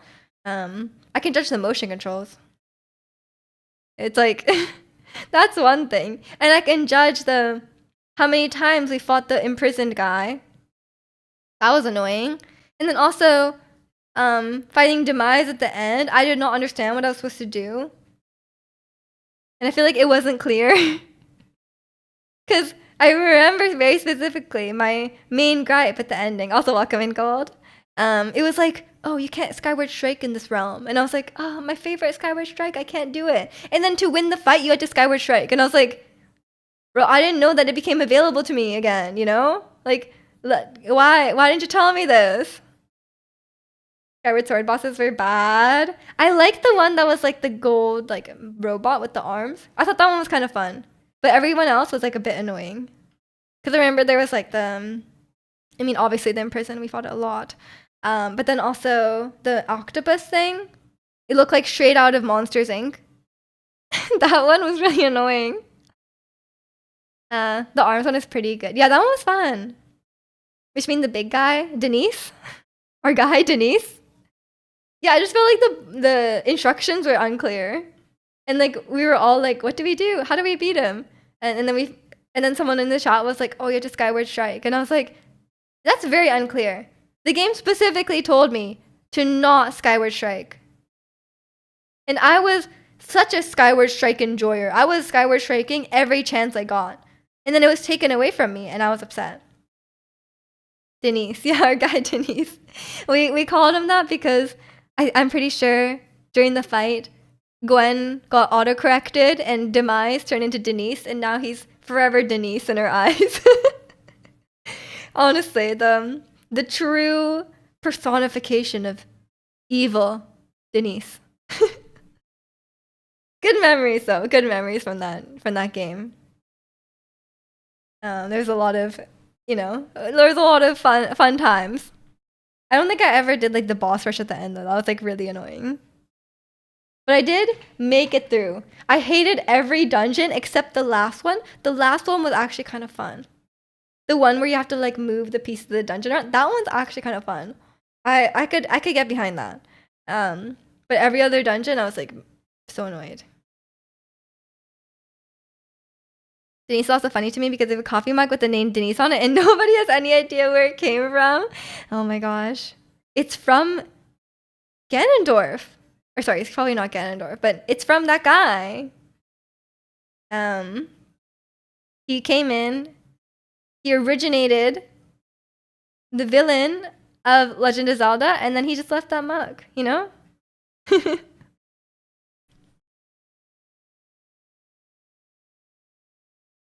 Yeah, that was my first traditional Zelda experience.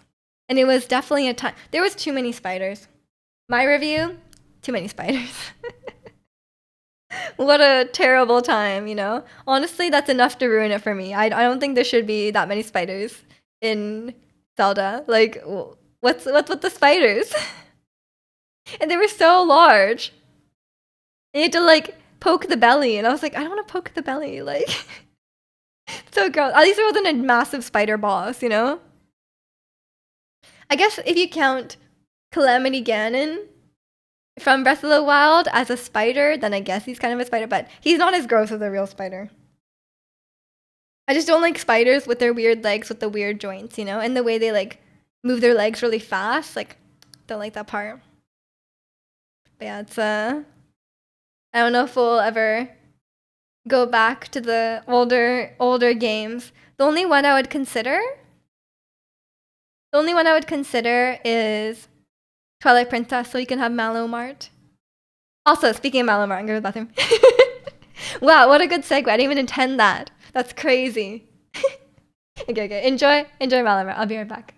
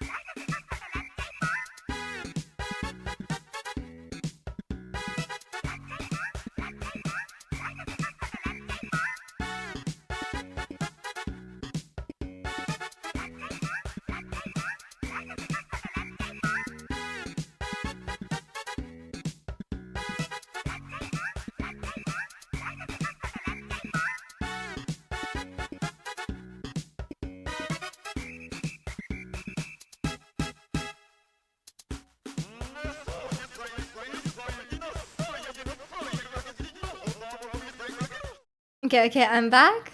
Yeah, I feel like spiders in video games are kind of like phasing out, you know? Like I feel like they're now like mainly part of like horror games and stuff like that.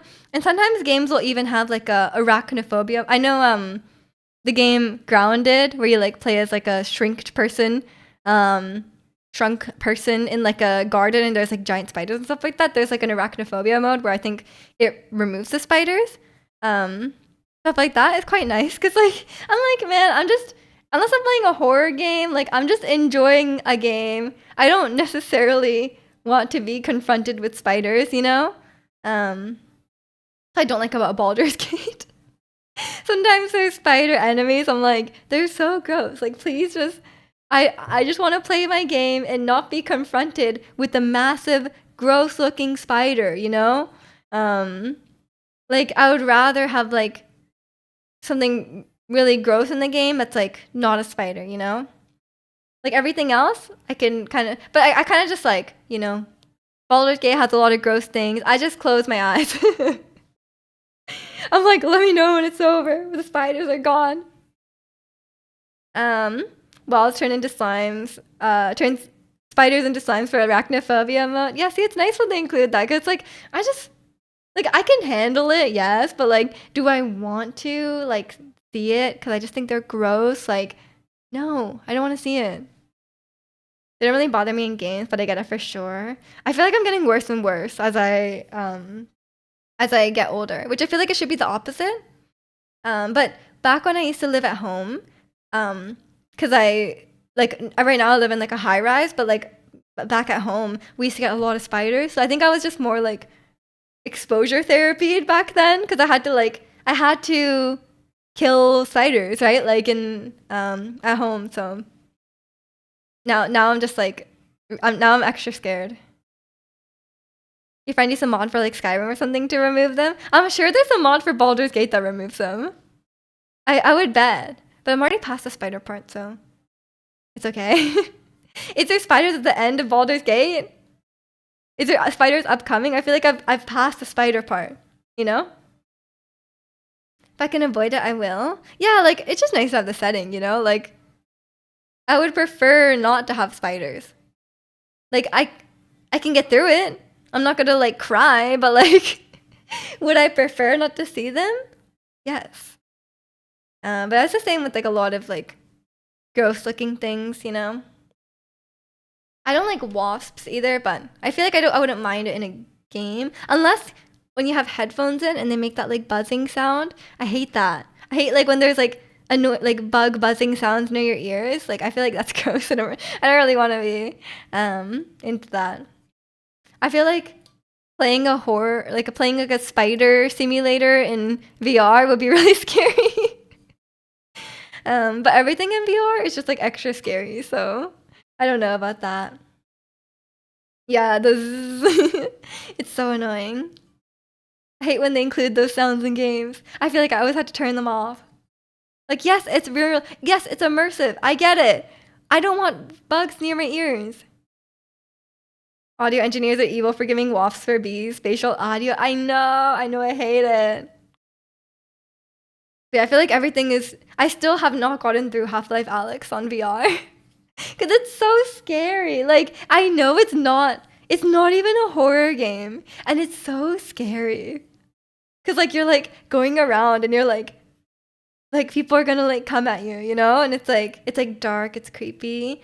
If I was playing it not in VR, I would be not scared at all. But since I'm in VR, it's so scary. um, but yeah, it's, I have not gotten through it. And apparently the chapter I'm approaching is like the scariest one. And I'm like, I can't do it. I can't do it. But is it fun? Yes, it's fun. The controls are so fun, but I can't get through it. I just need to like be brave, I guess, and go for it. Spatial audio is so much fun though. I usually don't play with headphones. I try not I don't wear headphones unless I really have to. But yeah, for horror games or games where you require audio, then I do. I remember like I would play when I played FNAF on stream, I had to turn up like on my headphones, I would normally have the audio at like 12. It would be like, that's like the normal, like 10, 12 or something like that. But then like on when I played FNAF, I turned it up to like 100. So I could hear the breathing. So like every jump scare was so loud. It was like insanely loud. Like I don't mind stuff like that. But bugs near my ears, I would mind. You need headphones, just properly spaced speakers. Yeah, that too. I do have speakers on either side. But yeah, I can't say I've played a lot of super immersive games like that recently. But yeah, it's definitely like, especially games that utilize the audio, like where it's like you can hear where the enemy is coming from by using the spatial audio. That kind of stuff is cool for sure. But I don't play a lot of games that use that properly. And like the most immersive games I play, I probably play on console. So it's not like I just use like the TV speakers, so it's probably not the most ideal for that. But I do want to play. I know this is a long way off, but I want to play the Alien Isolation sequel. I know they finally announced one after what 11 years, or I guess it was 10 years at the time. But like they finally announced the sequel, so I am looking forward to it, and I hope it gets the acclaim that it deserves, because I know the original Alien Isolation is was like super hated on by the critics, because for whatever reason it just got like horrible reviews from the critics, and it wasn't very successful until later on. It became like kind of like a cult classic horror game, but it didn't get that recognition till later, so it never got a sequel because the company, the publisher, was like, oh, it's unsuccessful. And IGN has a really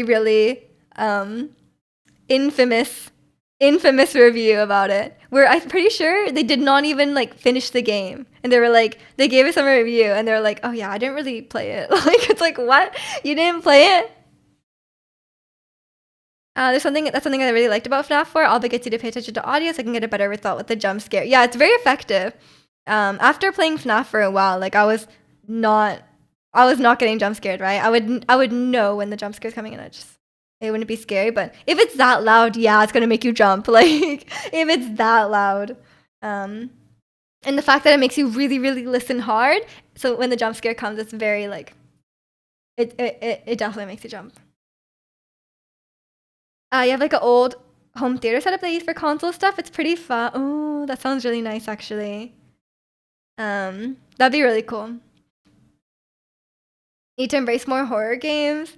Yeah, it's tough though. I feel like a lot of horror games, like I don't play a lot of horror games because a lot of horror games tend to be really dark, really uncomfortable. Like, they tend to lean more into towards like psychological horror and stuff like that. But you know, like, what's wrong with a fun, spooky horror game? Like, I love Alien. It has nothing of that sort. Like, obviously that has its place, but it's not like overly gross or overly uncomfortable or anything like that. It's just like spooky alien monster coming to kill you, but it's like very tense, and it's you know, the horror itself is very well done. You thought that was in general for IGN, the reviews are not credible. Yeah, a lot of times they aren't, because like they're just trying to get as many reviews out as fast as possible, so it's not necessarily like very well done reviews. Horror is not equal to growth. Exactly. Sometimes they equate the two, where it's like, or sometimes it's like, a lot of times horror games are like way too dark. I don't really like playing stuff that's like really dark.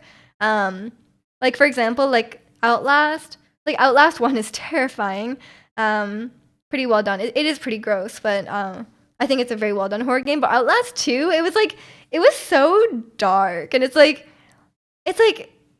yeah, like it's scary, but is it like in a fun way? Like, am I enjoying this? No, like me personally, I think a lot of horror games tend to go towards like really dark subjects, like abuse or something like that, and it's like, yeah, okay, it's scary, but it's not fun scary. It's unsettling scary, or like, stuff like that. Like I don't want something that's like so real, like I feel like I prefer personally horror games that are just like, like a scary monster coming to kill you or whatever, stuff like that. Not necessarily like, oh, this man is a predator.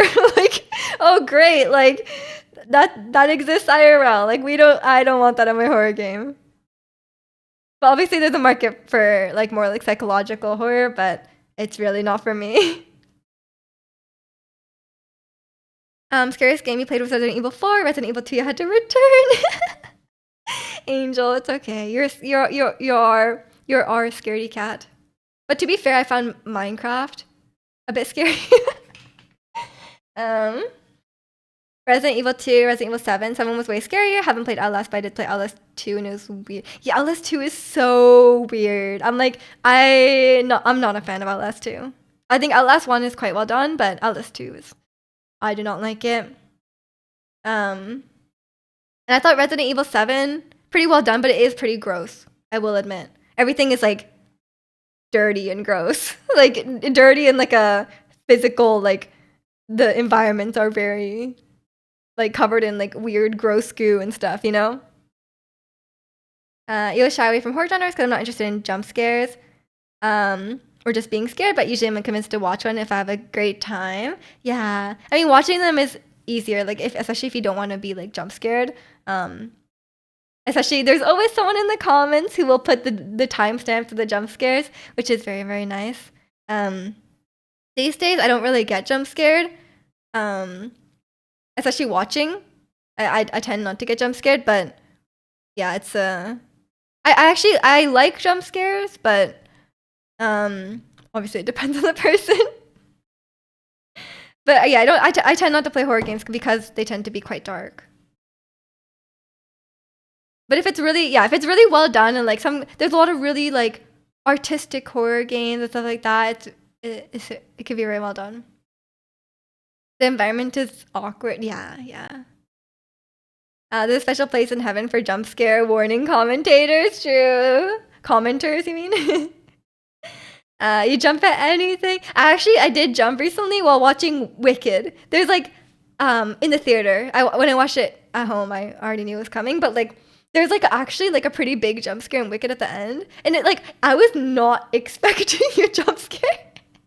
So I was like, but for me, I like jump on the inside. I don't like jump in person. I did feel like my heart skip a beat at that moment because I was like, it was so loud. I was like, damn, like I was not expecting that in my family musical movie, You walked your dog past a house that had a camera and said you were being recorded. It said it out loud. That'd be kind of scary. I feel like I tend to not jump as much in a horror game where it's like I know there's gonna be a jump scare, right?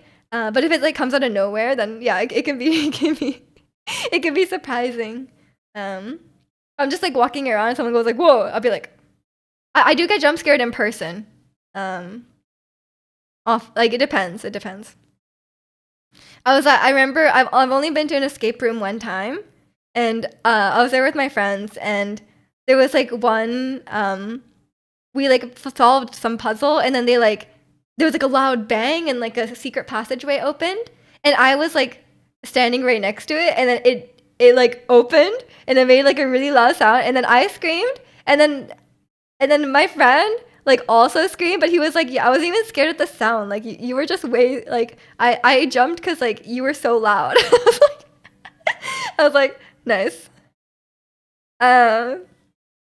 Out loud, yeah, it was loud. Yeah, that would be scary. Like a random voice. I think that would actually make me jump as well. But yeah, I've never been in a haunted house really. I'm too scared to go in a haunted house, but that was like the closest. Sometimes escape rooms have a creepy vibe, And then we went through, and then like we went through we went to the other room, and then we could not solve the escape room. and then after the escape room finished, they came and told us the solution, and the solution was really contrived. I was like, really? You expected us to solve this? And I was like, what a terrible puzzle design. Like, I would never. um, don't understand people who get really mad when scared. Scaring your dad makes them a beast. You regretted it instantly. No Rickies were harmed. I'm glad no Rickies were harmed. I think some people have like it's like a fight or flight response. Some people have fight, and you don't want to jump scare your friend who's gonna like punch you in a reflex. You know. So it probably depends. Most people will not punch on reflex, but some people will. Some people really will.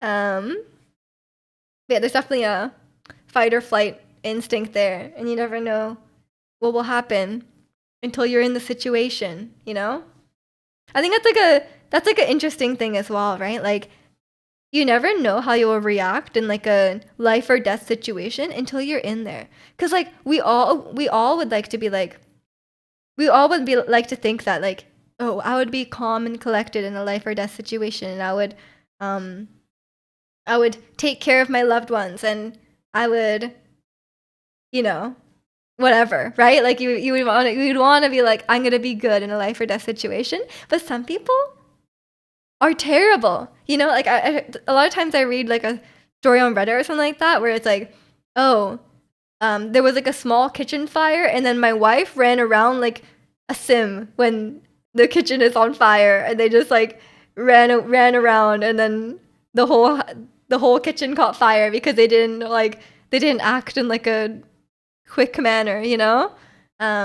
Or there was that story about like they were like a family, like a wife, her husband, and their child, were being like attacked by like a dog, and they were in like a yard, right? And this dog comes in like is about to attack them, and then the husband runs away and closes the gate behind, closes the gate behind him while his wife and child are still in like with the dog. And I'm like, okay, like obviously yeah, I get it. You can't control what you do in the situation, but closing the door, closing the door, that's a bit too far. That's a bit too far, you know? So you really got to think about that, you know? Like, could you really live with that? Like, raise a child with someone who's going to do that? Don't know. But I guess it's too late. You already have the child. You're counting on your innate superhuman abilities to magically appear. Yeah, I've never been in like a full-on life or death situation. I have had like small bit of fire start in the kitchen, but I was pretty calm. It wasn't like a huge fire either. It was fine.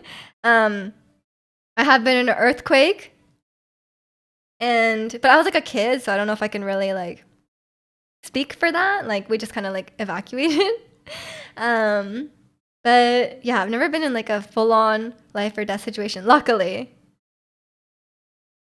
I don't know what I would do. Bad combination because your mom's love to scare people. My dad would get really mad at her. She would just keep laughing to his face. I do like scaring people as well, but I won't scare people if they really hate it. When I worked at my internship, one of my friends and I, we would take turns scaring each other. But I wouldn't get as scared, so it wasn't a fair fight. Knock on wood, exactly. But there's a lot of situations where like, yeah, it's there's a lot of situations where it's like, what would you do, you know? She's the loveliest person but likes to troll. Fair enough. That was a bit of fun, you know? Yeah, it's some of those stories are very interesting. Like, what would you do? Like there's stories where like they get into like a bad situation and like this woman, she like was pushing her child on a stroller and she like ran away without the stroller. Like what? I feel like in that situation, I would like to think that if I had a child, I would like take them with me if I was gonna run, you know? And welcome back, Maestro. Hope you're doing well. That's wild. Yeah, like if that happened, it's like it would be crazy for such a like it would be crazy for such a unlikely scenario to like ruin your marriage. But like But like if you're raising a child with someone and you cannot trust them in an emergency, I feel like it's a big deal. She left the kid, but it wasn't even like an immediate danger situation. They just heard like a scary sound. Like they were kind of in like a bad neighborhood, and she heard like somewhat of a scary sound, and she was like behind them with a stroller, and she just ran, like left the kid. And I was like, okay, well, if she took the kid, I'll be like, okay, well, if you leave me behind and you take her child, like, fair enough, go do that. But leaving the kid, leaving the kid is a bit, don't know about that one. But I guess you never know how you'll react. Because I like to think that, like, you know, if my dog was in danger or something, I would risk my life to save him, you know? But like, what would you do? I don't know. It's probably harder in the moment to make a and some people just freeze, right? Like if you're in a dangerous situation, some people just freeze. And I don't know if you're fully in control of how you react. I think freezing would suck though. Cuz at least would like to fight or flight, you know? I think running is probably better, but I guess fighting is not too bad. But it depends on the situation. Maybe I should learn how to fight. But yeah, it's luckily it's not dangerous around here. We should be pretty safe.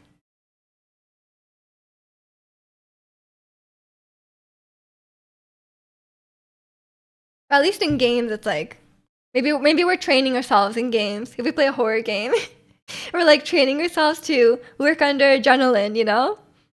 It's like you gotta stay calm. You gotta complete the mission under stress. I have no idea. Only danger is Ogopogo. I'm sure he's nice. Oh, actually, the other day there was a submarine coming into Vancouver, and then everyone was like on Reddit was like, "Oh my god, there's a submarine!" And some people have a fear of submarines, and I'm like, that's a bit valid, aren't they? A little bit. Don't you think submarines are slightly creepy? You know, I feel like anything like I feel like for me, a sea creature is more scary, but like submarine are a little bit creepy. Um, I remember watching movies about giant stuff about to crush people and not understanding. They're just freezing. Like, dude, just move. Shock was on a concept I understood. Yeah, I know, I know. It's like you just don't know how. Some people just freeze, right? And it's like, yeah, you probably shouldn't freeze. Something's about to fall on you. I feel like I want to think that I would react quickly and calmly, and you know, in that situation. And I feel like from the small amount of situations I have been in, I feel like I would, but I don't know. I feel like I'm a pretty collected person, but yeah. Subophobia. Is that what it's called? The big old fisheye windshield is creepy. Yeah, yeah. How does people feel about submarine sandwiches? They're probably terrified, yeah. They cannot step foot in a subway. Yeah, it's I feel like sea creatures are real. If I had a biggest fear, it would probably be the ocean. Like, am I more scared of spiders or more? I feel like spiders, unless it's like a huntsman spider, I would probably be fine. But like a creepy giant ocean creature, that'd be a bit scary. Like swimming, and then there's like something under you and you can't see it. I feel like that's terrifying. Um, even if there's pickles, I don't know. You'll have to ask them. Looking down and seeing a blue whale passing under you. I mean, blue whales are friendly, right? But it would be a bit scary, yeah. You would pass out. I feel like it'd be scary to see a shark. I feel like I have a fear of sharks. Deep sea vids are a big no for me because like what's going on all the way down there? Lots of stuff, Angel. Have you watched Subnautica? And welcome in, Chicano. How are you? Friendly but big. They're huge. Yeah, I feel like we can't even like comprehend how large they are. And welcome in, Star. Hope you're doing well. But yeah, I mean, there's like a reason why Subnautica is so terrifying, right? Like everyone finds Subnautica very scary. I think we all innately have a bit of that fear, except for the people, I guess, who go diving in the sea. You know, like those like the submarine guys. Those people, I guess, don't have a fear of the sea, but like it's a pretty common fear because it is scary. It's like objectively scary. You're watching a tournament. Nice, nice. I hope your guy wins. Yeah, it's I feel like that's a pretty, that's a pretty understandable fear, you know? The vast ocean, possibly creepy sea creatures like swimming around under you. Like, that's scary. Or like a giant dinosaur type thing. I think that's why crocodiles are so scary. One of them just lost. Oh no, it's in Paris. Ooh, very French. Very French. What are you mortals talking about? We're talking about underwater creatures. We're talking about people in life or death situations. You know, some people are like fight or flight and some people freeze like that. And then also creepy underwater stuff. Atlantis. Specifically Atlantis. Man, how did the people of Atlantis do it? Honestly, Atlantis is a very underrated Disney film. I'm a big fan of Atlantis. And I think it's better than Avatar. What do you guys think? I think it's better than Avatar.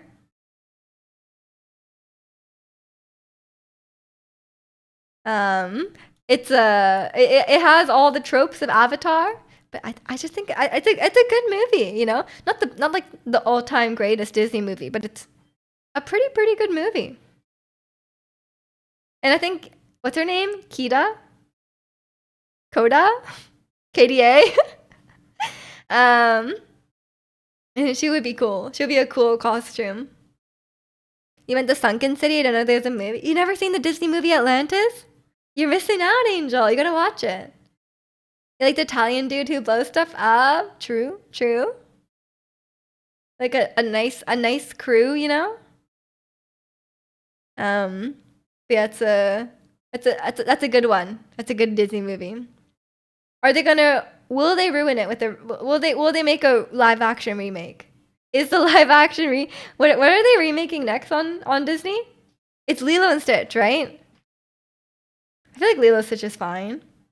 Oh, and Moana. They already went straight to Moana. They didn't like they're not like, "Oh, let's remake Frozen," you know? They went straight to Moana. But I guess they're still making Frozen. They're making Frozen 3. But that didn't stop them from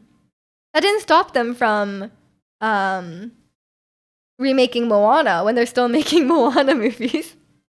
So who knows? You know, watch it finish the last episode of a Taiwanese drama. Enjoy. Some people theorize the Reikat Richet structure in Africa as the remains of Africa. Remains of Atlantis. I don't know if I'm an Atlantis believer. I recently watched Moana 2. It's better than I expected. I heard it wasn't very good though. Is better than you expected like good, or is it like not good? You know? Completely valid in people's point on the music, but it was still pretty good. It was meant to be a show. Like I think the reason why it has a lot of issues it's production, right? Like it was meant to be a show. It was produced out of house. It wasn't like an in-house production. And it was meant to be a show, and then they were like, screw it, let's make it into a movie. And then they cut down the show into a movie. So I think that's where a lot of the story issues come from. Because it was meant to be a show. It's weird looking though. Okay. I've not seen it. I don't know. I feel like these days it's like I'm pretty jaded for Disney stuff these days because they're just like remaking so much stuff. It's like there's nothing wrong with remakes. Like sometimes they're of mixed quality, right? But it's like they're making it's just so many remakes, right? I feel like people are people are sick of it, but it just keeps making money, and it's like easier for them, it's cheaper for them, etc. I would love more original properties. In the middle of the movie, stay tuned for next episode. Apparently that's like not, they don't do that specifically, but it's very, apparently it's like if you know that it's meant to be a show, it's very clear how the show is meant to be structured. Cause like it doesn't really have like a proper like, cause like I think the show was like meant to be like a kind of like a monster of the week kind of thing, you know? And then they transformed that into a movie. It's not a big deal of a plot, but I was having low expectations due to people's commentary. Yeah. I mean, if you go in with like really low expectations, then valid. And welcome back, Ratsy. Saw the preview for the new Tron movie. It looks kind of sick. I remember I saw that in theaters when I was a kid. I have like a really strong memory of seeing that in theaters. I remember I was in Whistler with like my my family and my cousin and stuff like that, and we all went to see Tron. It's a pretty good movie. I think it's cool, right? They have like the bikes and stuff. But I was so young when I saw it. I literally saw it in theaters, so I must have been quite young. Crazy that they're just making a sequel now, though. Like after all this time, they're like, you know what? We need to revive Tron. Like in what world? I feel like they should just make new stuff, you know? Because like I feel like Disney's so well known for making like, you know, like really good original movies, right? Like they had Frozen, they had Tangled, they had Big Hero 6, all this stuff, right? And then now they're like they don't release a lot of new stuff, right? You know how a lot of the accent color in that movie is blue? Now it's red instantly, 1,000 times better. Is it like the original cast again? What is the plot? I can't even remember the plot of the movie. Was it like they go into a game? Is that the plot? I can't remember. I don't know. I only remember like the visual imagery of Tron. I don't actually remember how the plot went or anything like that. Looks like the game and IRL collide. Who knows? Who knows? You're waiting for the Minecraft sequel? Of course you are, Minecraft boy. Funny you mentioned 3 movies from 2010 to 2014. Yeah, it's all downhill from there, Ricky. They peaked. I mean, Moana was good. Moana 1 was very good. I just feel like they're, you know, I think it's like cheaper for them and like it's like less risk, right? To just remake a product that you've already made. It's like inherently less risk than like making a new IP. Funny you mentioned. Oh, sorry, just read that. You'd love to see me to do pop culture trivia. Who knows how that would go? I think it's like depends on the time range of the pop culture, you know. But I have a lot of blind spots, like music. Like I have no idea about like popular music these days, you know. It's on streaming Moana too. If you want to review it yourself, you can go ahead. Oh gosh. I don't actually have Disney Plus. But I'll consider it. I'll consider it. Is it worth watching in your opinion, Ricky? Like would you be like, "Oh yeah, it's worth taking like 2 hours out of your day to watch Moana 2?" Or like is it just better to watch something else? You saw Moana 2? Okay, you can say 2. Was it worth watching? I don't know what I'm gonna. I mean, I'm gonna watch The Last of Us 2 a little bit later. Oh, you guys said there was a sale, right? I probably should get on that. Better than Minecraft? That's a low bar. Mona. Wrong thing. Wrong thing. But yeah. I mean, I am a Disney fan. Like I do like Disney. It has a special place in my heart. I wouldn't say I'm all the way to a Disney adult. I'm definitely not there. But I don't know. You did not have a bad time, but I'm very easy to please in terms of media quality. I'm like the opposite. I feel like I'm very critical.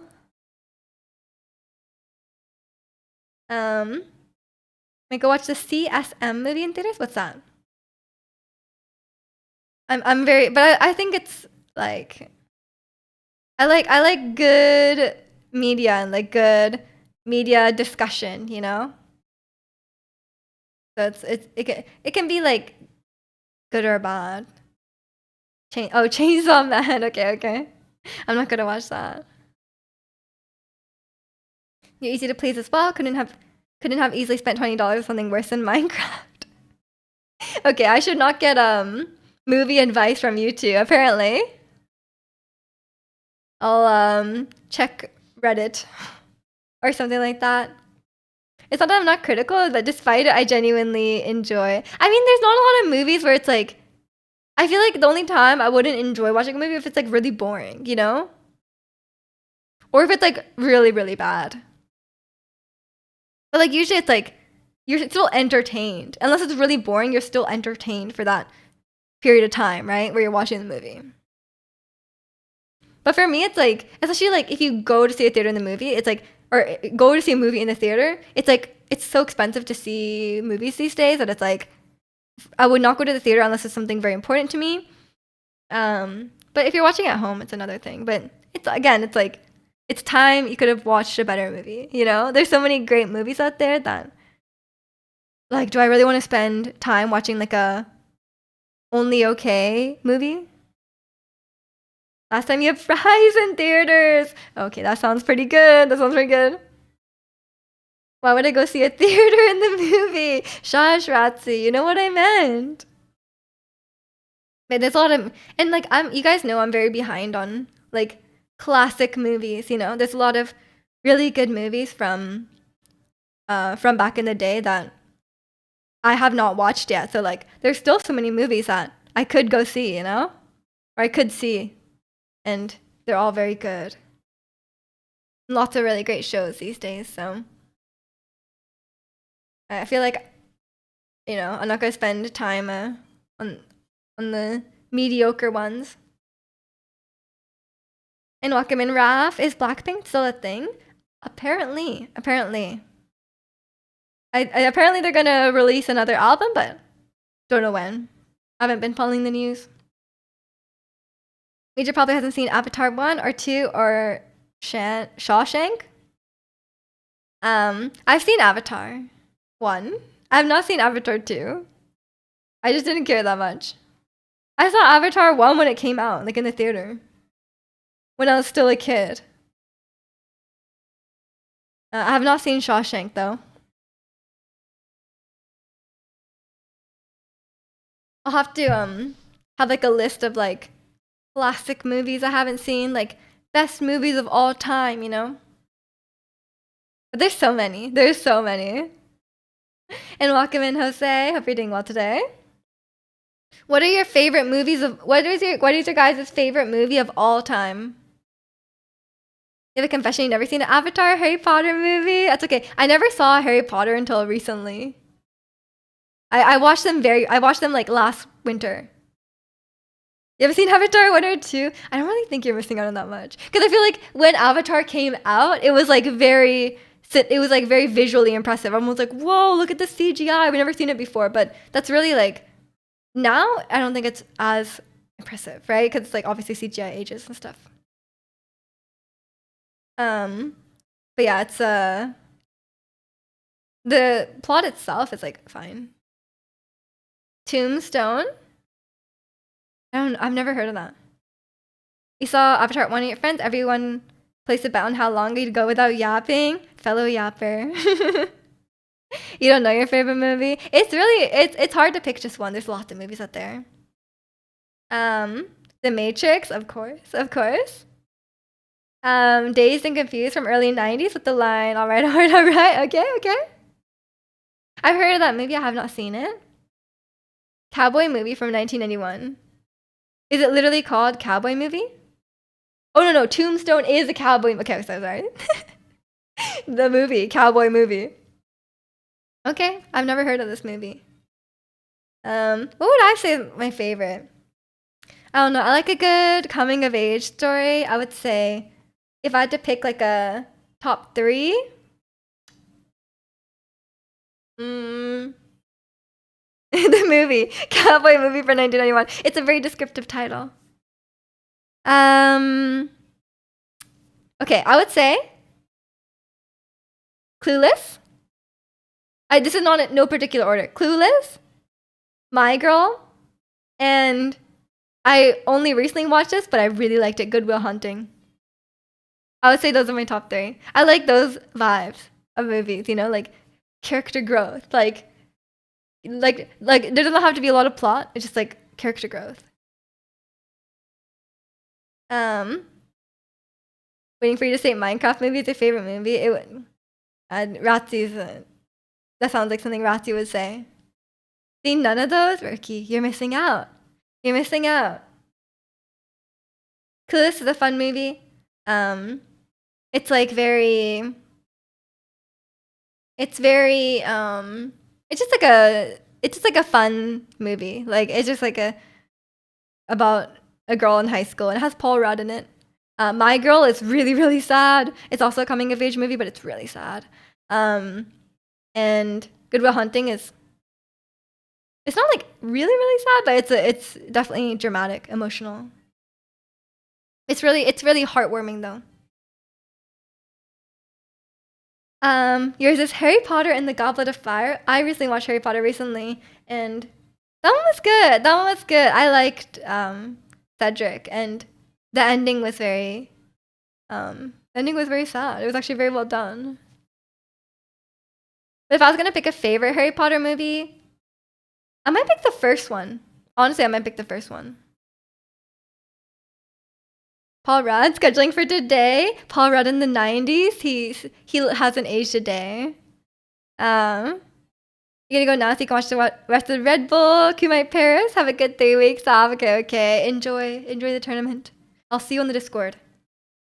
Clueless is fun. It's like a modern Pride and Prejudice. Welcome in, Dan. Clueless is a great movie. It's hard to describe it because it's just like, yeah, she's just a girl in high school and she's like living her life and like nothing really happens, but it's just like I don't know. Yeah, it's just a coming of age movie. But yeah. With my pickup line as cheesy as I think. What is your favorite movie? I was gonna. Okay, so whatever movie I get to watch with you. I think it's coming on a bit strong. It's coming on a bit strong, you know? And that requires them to ask you what's your favorite movie, you know? But I'm not a pickup line enjoyer, so I might be the wrong audience for this. But yeah, Paul Rudd, classic. But yeah, I don't know. I think I just love coming of age movies or movies that feel really nostalgic, you know? I think I like that vibe. Paul Rudd joins Friends in the last 2 seasons for a few episodes, and I felt like he was there the whole time. I really enjoyed the guy. Yeah, he's really likable in Clueless as well. And Lock Him in Demon. Hope you're doing well. Pickup lines are basically dad jokes. You can't like one without the other. That's true, actually. Good point, yeah. It goes hand in hand. But I feel like pickup lines are like normally said to people you don't know well, right? So I think I think I don't like that because I just don't like you know, being approached by strangers. Which I think is true of most people. But I guess if it's on like a dating app or something, it's a different thing altogether. Because you're kind of consenting to be talked to by strangers in that situation. And it's not in person. As long as you're not going full Carl Jobs on the street. I feel like Carl Jobs may have had better luck if he had although to be fair, he is married. Maybe his pickup artistry worked and now he's married. Who knows? Miji does hate people she doesn't know. That's true. I just don't like strangers talking to me in public. And that's why I enjoy living. It's probably a product of growing up here, you know? Because like here, we don't really talk to each other in public, you know? So I think that's just how it is. Just how it is here.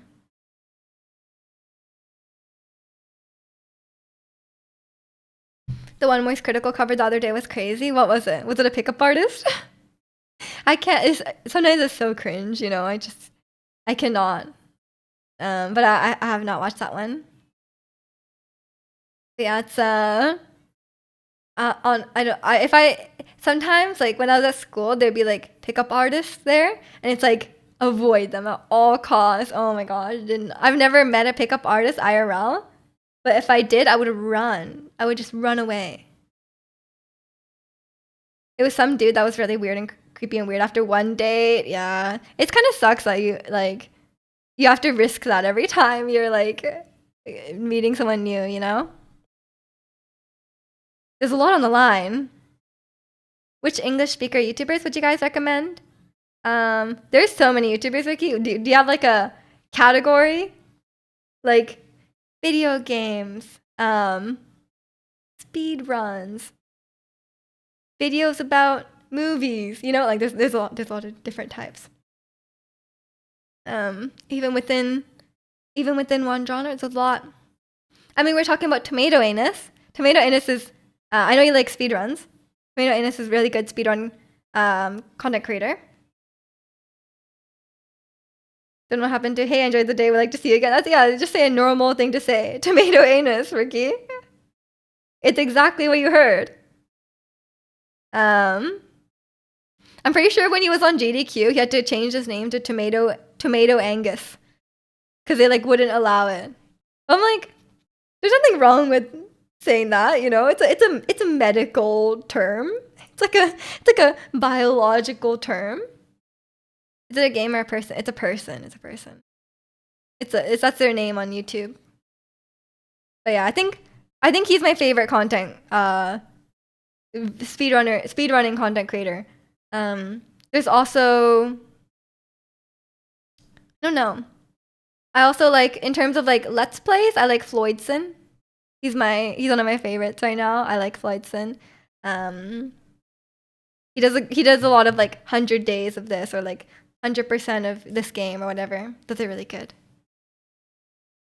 There's so many great YouTubers. And so many YouTubers make like such high quality content. It's crazy.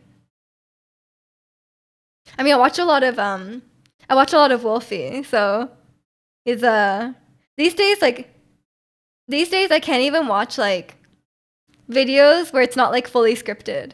Cuz like the quality of some people's videos that are like fully scripted, like everything is like so highly produced. Like the level of quality on YouTube these days is crazy. I feel like I can't even watch YouTube videos that are just like stream clips, you know? That Meiji Games YouTuber was good before they quit.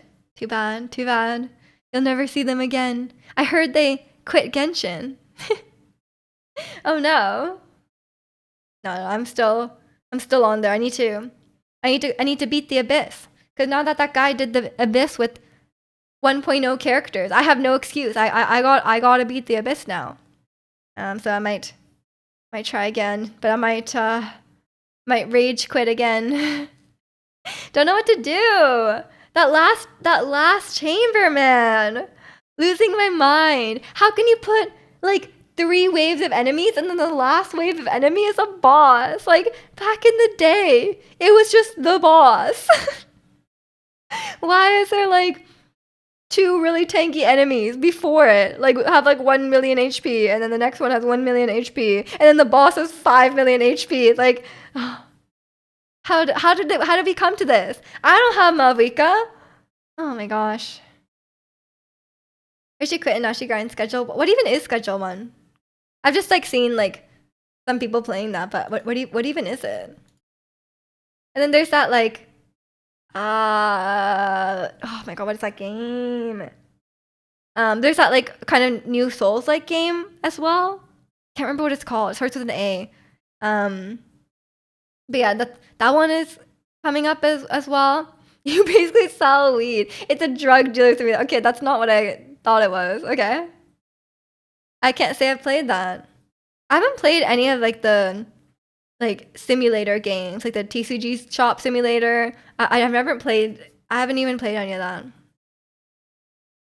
But I do like a good resource management game, but do I want a weed selling game? I don't know. I'd rather run like a like a clothing shop, or maybe like a grocery store, a bakery, something like that, you know? And welcome in protagonist. How about that Switch too? Oh, don't get us started. Don't get us started on the $100 Mario Kart. You want Factorio? True, true. I just cannot. Like, I can't go into Factorio. I will never come out. You know? If I go into the factorial, is this math? If I go into the Factorio rabbit hole, I will never crawl my way out of there. You know? And I'm already planning to enter the Inzoi rabbit hole. Someone gets you Factorio, would you play? No, it needs to be the right time.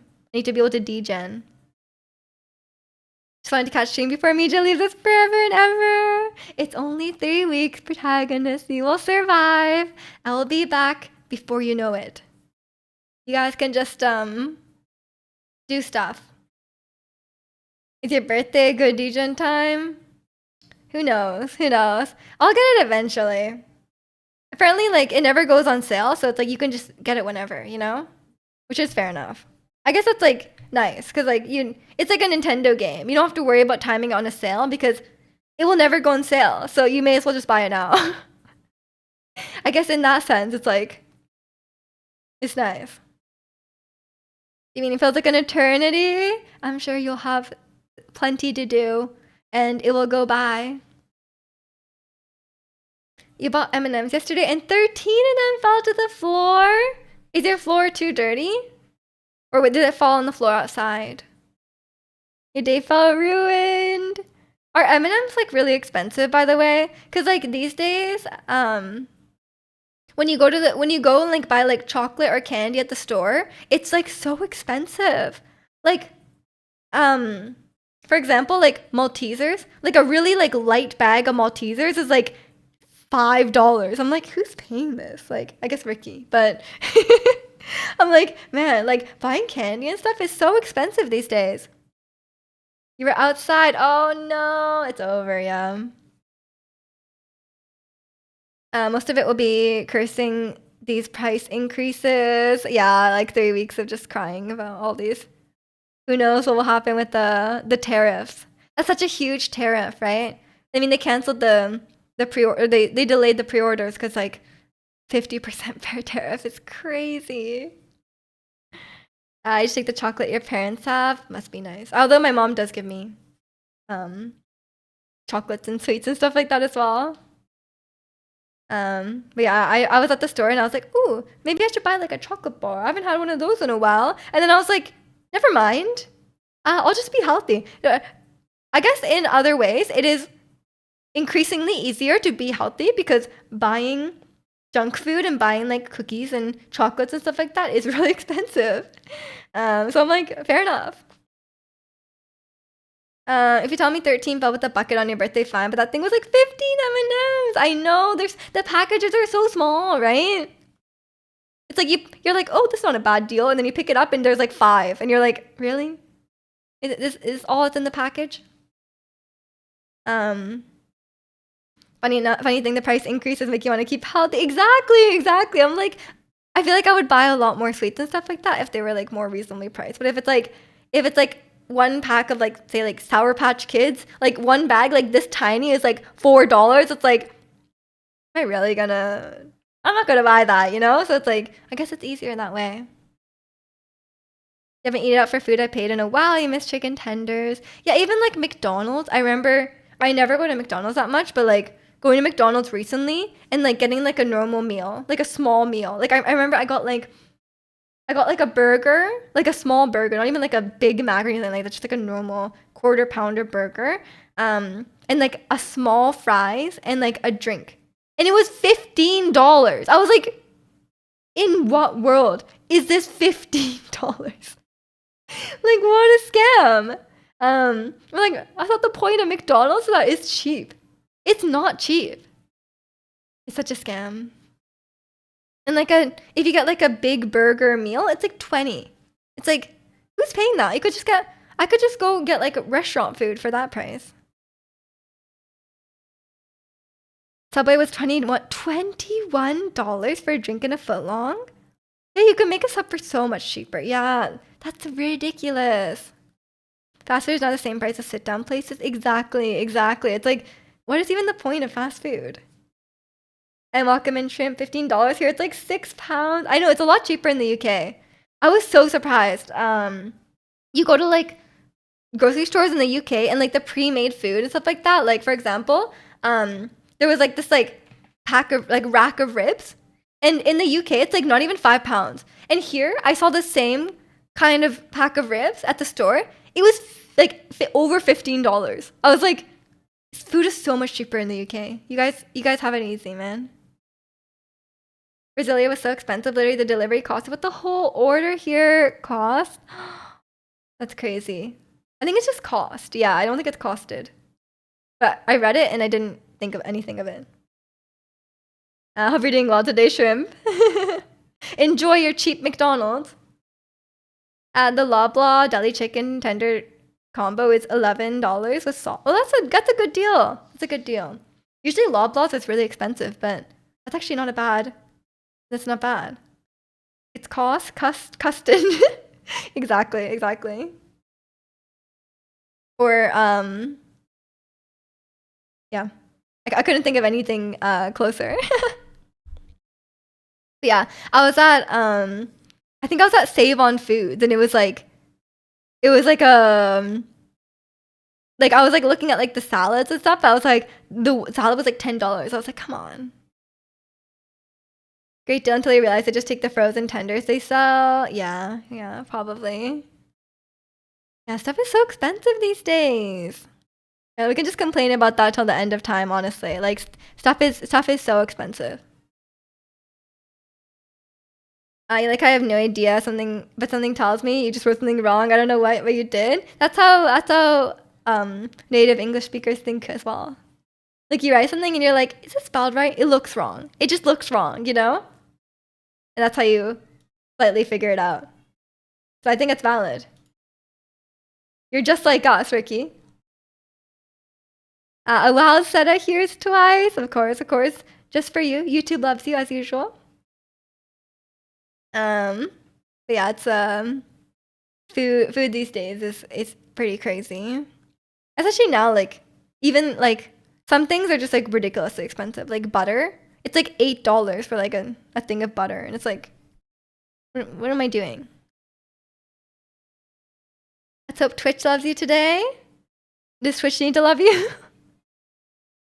Yeah, it's and I was watching a video about like how clothes are like worse quality but more expensive, you know? Like clothes are such bad quality these days. Like every clothing brand, like their prices increase or like but their quality gets worse like recently. It's so bad. You actually started thinking in English recently and you're like, wow, new skill unlocked. Yes, Ricky. That's when you know when you're like in deep, you know? Everything is lower quality but more expensive. Exactly. Twitch, but oh, right. Yeah, it might be the ad block. Usually, like they're pretty like companies tend to be like pretty anti-ad block, right? And then they like just want you to suffer if you're using an ad block. Twitch has always been very not wanting people to use ad blocks. But yeah, it's hopefully it's okay. Cause like yeah, I was having that issue with YouTube. Like the ad block would work, but like the video would buffer for like a full minute before it would start playing, and I'm like, well, I guess this is better than watching an ad, but like it was just super annoying. I don't think I don't like this war on ad blocks, you know? If I was rich, you'd love to open a grocery store where everything has a low markup, like 5%. I mean, technically it's supposed to be like Costco, no? I guess supposed to be the point of Costco. It's like lower wholesale prices. And then they just make their money off the memberships. So I guess you'd have to have some sort of way to make money in that regard, you know? And then you can have your $1, $1.50 Costco hot dogs, you know? Of course. No matter what you got me, I got you, of course. And thanks for the 5 stream streak. Yeah, but I feel like we can just complain about stuff being expensive for the end of time. Double twice, you know. Actually, recently yesterday in the car, I was listening to like Twice's Japanese tracks. It was a throwback, you know. They're playing like Candy Pop, BDZ, all that stuff. Your goal would be at least break even, have your other business things make money. Good luck, Ratzi. Good luck. You have a lot of business dreams if you're a millionaire. I hope you win the lottery one day. But yeah, I was listening to a lot of classic Twice songs. Yeah, it's there's so many good. I feel like out of the Japanese ones, my favorite, I like Breakthrough and Fake and True. I feel like those are my favorite. Like not like a Japanese version of an existing Korean song, but like fully Japanese song. You need to marry the French guy Lisa is dating. You're gonna steal her man? Oh my gosh. And welcome in Rafe. Bald man. No. Is it a question? I don't know.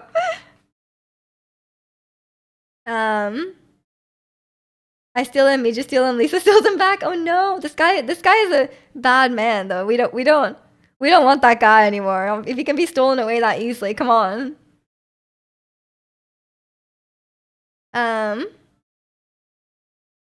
How's my weekend been? It's been pretty good. It was a really nice day yesterday, but now it's a bit rainy. And I have so many chores to do today. I think my guilty pleasure Japanese song for K-pop is Toshishita Boyfriend. Toshishita Boyfriend? A younger boyfriend? By Eyes One. They have a song called that? Jeez. That's weird. Some of their Japanese songs are so silly. Like, what is the one, like, they have so many, like, silly Japanese songs. iTunes won't offer twice as Japanese releases? Weird. They're on Apple Music. You get to meet Lisa from it, so you're okay. As long as it gets stolen away. Itzy Ringo song is good, Japanese song. I haven't heard that one actually. I like Sayonara by Red Velvet. I think it's nice. Itzy released Sneakers in English. Silly lyrics, true. Put my sneakers on. Is written by produced by the guy who made AKB48 and the 48 system. Yeah, that guy must be weird. Understandable. What is our song? It's like Skinny Nacho or something like that. And then they have Vampire. I don't love a lot of their Japanese songs. I like some of their Japanese versions. I think they can be all right, especially because they have like a few Japanese members. But I don't know. What are your guys' Eyes One throwback? What are your favorite Eyes One songs? I think for me, I feel like I still to this day like La Vie en Rose is on this playlist. It's such a good song. Even though it's like their debut song, it's just such a good song. But I don't know. These days I like Fiesta. I think it's fun. But would I pick it? I don't know. I think as it went on, they were singing like so high, you know? I think a lot of people, the thing that turns them off from Eyes One is like the baby voice kind of vocals. And at a certain point, it got very overwhelming, I would say. Like it was like it's fine like in their earlier ones, but as you go all the way to like their latest songs, it's very squeaky. It's very squeaky. I haven't listened to Eyes One yet. It'll make me sad to love a group that doesn't exist anymore. That's a fair point, yeah. KDA, of course. Should we show them how we do it every day? You need to go eyes one for Chaewon, of course. Chaewon, though, like, Chaewon did not hit her stride till the Seraphim. Like, Chaewon was good in eyes one, but she like leveled up. She like it like she evolved like a Pokemon, you know? So I think like her in eyes one was not her fully realized potential. Yeah, she has max aura now. Yeah, exactly. Don't make us say that's Ratzi. Um, Ice one is goaded. Blue Mist is peak like actually. Which one is Blue Mist again? Is it Lavion Rose? I'm going to rolling courts in 20 days. Have fun, have fun. Chaewon is hard. She hasn't reached her full evolution yet. But she was always like in Eyes One. She was always my. I always thought she was very very good. Like, cause she's very like multi-talented, right? She's pretty good. She's a pretty good dancer. She's a pretty good singer. She's pretty well-rounded. And now in Le Seraphim, she's arguably their best singer. Jonas, who first caught my attention in the first trailer. I think I've actually watched Produce 48. My favorites were always. Who were my favorites? I liked. Can't remember now. Yeah, I did like Yena. I think I liked Imbi because she was like good enough to be like the main dancer as well, and her vocals are really good. Like she can genuinely like I feel like a lot of times she does not get recognized for her vocals, but like she's actually fairly good. And Cheon as well, like incredible, obviously like the best dancer by far in the whole show, but also she can sing. Like her voice is really really stable, and that's very impressive. Like she can sing better than she can outdance everyone and outsing like almost like most of them as well. Taewon became a shiny when she had the fluffy hat. True. Taewon is the reason I can't have a bias. Why? You never watched the Produce series? It's definitely a full on like to its core a survival show, you know? But it's enjoyable somewhat, but you also kind of feel bad for them at times. Sakura, wait, what is this Sakura wrestler? You like Yoonjin and Sakura, but I also like Chaewon. I see. I mean, I love Yoonjin for like her solo music and stuff like that. You guys know I love Yoonjin solo music. I think it's a bit from her 48 day. Oh, okay. Sakura wrestler. Sakura was in the WWE. Not many people know about it.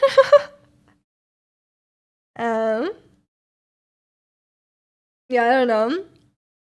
I mean, like, if you watch Produce 48, the way the Japanese trainees are portrayed are very questionable. I remember Sakura like got like the A rank, right? In the audition, but she was like it was not A rank level. I was like I think they only did that cuz they wanted to have like one Japanese contestant be in the A rank, but like it was not A rank. No offense to her. Obviously, she has improved a lot, but like back then, she couldn't dance, right? When she first started the show, she couldn't dance, and she improved so much. That was like I think the big arc that a lot of people were impressed by. Like like say what you will, and I will say I don't think her vocals are there at all, but you have to admit like her dancing improvement is crazy. She works so hard. She wrestled for a drama. She wrestled Adam Cole and won. Let's go. And Lee, thank you so much for the 25 months. We're talking about Eyes One. Throwback. You just have the vibe that she seems like we can get along. Sakura is a gamer and Chaewon seems very charismatic. Ratzi, don't get us into your parasocial dis. Need to find 16 subbed? I watched it back in the day. I'm sure it's easy to find a sub. Um, that show was like a trip, honestly. Like I feel like it was really mean. A lot of survival shows are really mean. Let's be fair. Oh, also, if you watch Produce 48, it's very like, especially Wonyoung, Yujin, are really really young, and they like Wonyoung dances to Bang Bang, and then like yeah, it like some of the stuff that they have her sing and dance to is like very inappropriate. That happens in the older show as well, in Produce 101. Fair warning. Um, Eyes One, I know. The memories. I heard JYP made Momo cry. I feel like 16 was really cruel. And then like that person like insulted Gio. Like they called her chubby, which was like really rude. And then they had like a weird rivalry with Momo and like an 11-year-old. Like it was Natty, right? Who's now in some other group. But I was like, I'm sorry, Momo's like 18 and you're really having this rivalry with like this 10-year-old, like it's not a rivalry. Insulted who? They insulted Gio. Yeah, Natty from Kiss of Life. Yeah, yeah. Yeah, but they were so rude to Gio about her body. I was like, come on, she's the most talented one here. Like, really, you're gonna do that? Um, but yeah, it's really that show is really mean. Who hasn't JYP made cry? Yo, make JYP cry. Do it, Senna. Wrestle him. Wanyoung was like 13 for the entire show. Yeah, a lot of contestants were way too young. Um, but yeah, we've been over that. Although Wanyoung was very talented, but she has like unmatched like not unmatched, but like she has very very good stage presence and facial expressions and stuff like that. But she was so young, and I'm like, why don't let her, like, obviously, like, she doesn't know any better, right? She wants to dance to Bang Bang, she likes the song, she probably doesn't know what it means. Okay, do not let her dance to it. It is a very sexual song. But yeah, it's come on guys. Don't let these kids on the, and then like sometimes like, and then there was also like a lot older contestants as well. But I will always love Produce 101 for Sejong. Sejong the whole time, super talented, super mature. She was like but she was like not that young as well. She was like 20, maybe 18, maybe 20, something like that. She was very mature throughout the entire show. Which is not to the fault of any of the other cadets for not being mature. Like they're literally kids. But it was kind of refreshing to see Sejong like that, and she was so talented, right? She can really sing.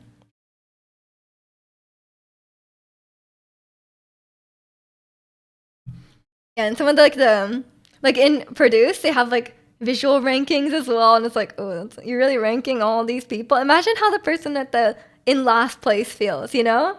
I feel like that's so messed up, and that is the entertainment industry, you know? Yeah, I feel like if you like Eyes One, it's definitely worth a watch. But yeah, you just have to be prepared for the reality TV nature of it, you know? Because it's a lot of really messed up stuff. But the Injin and Produce 48 and didn't make it far. Look at her now. Ah, was she in it? I think so, right? I can't remember. There's a lot of idols that ended up debuting in other groups, right? That didn't make it that far. But a lot of the people who are, you know, like a lot of people were like already a little bit famous when going on the show. Like in Produce 101, like Somi was like really, really already well known because she was already on 16, right? And she was the only one from JYP, which is like the biggest company.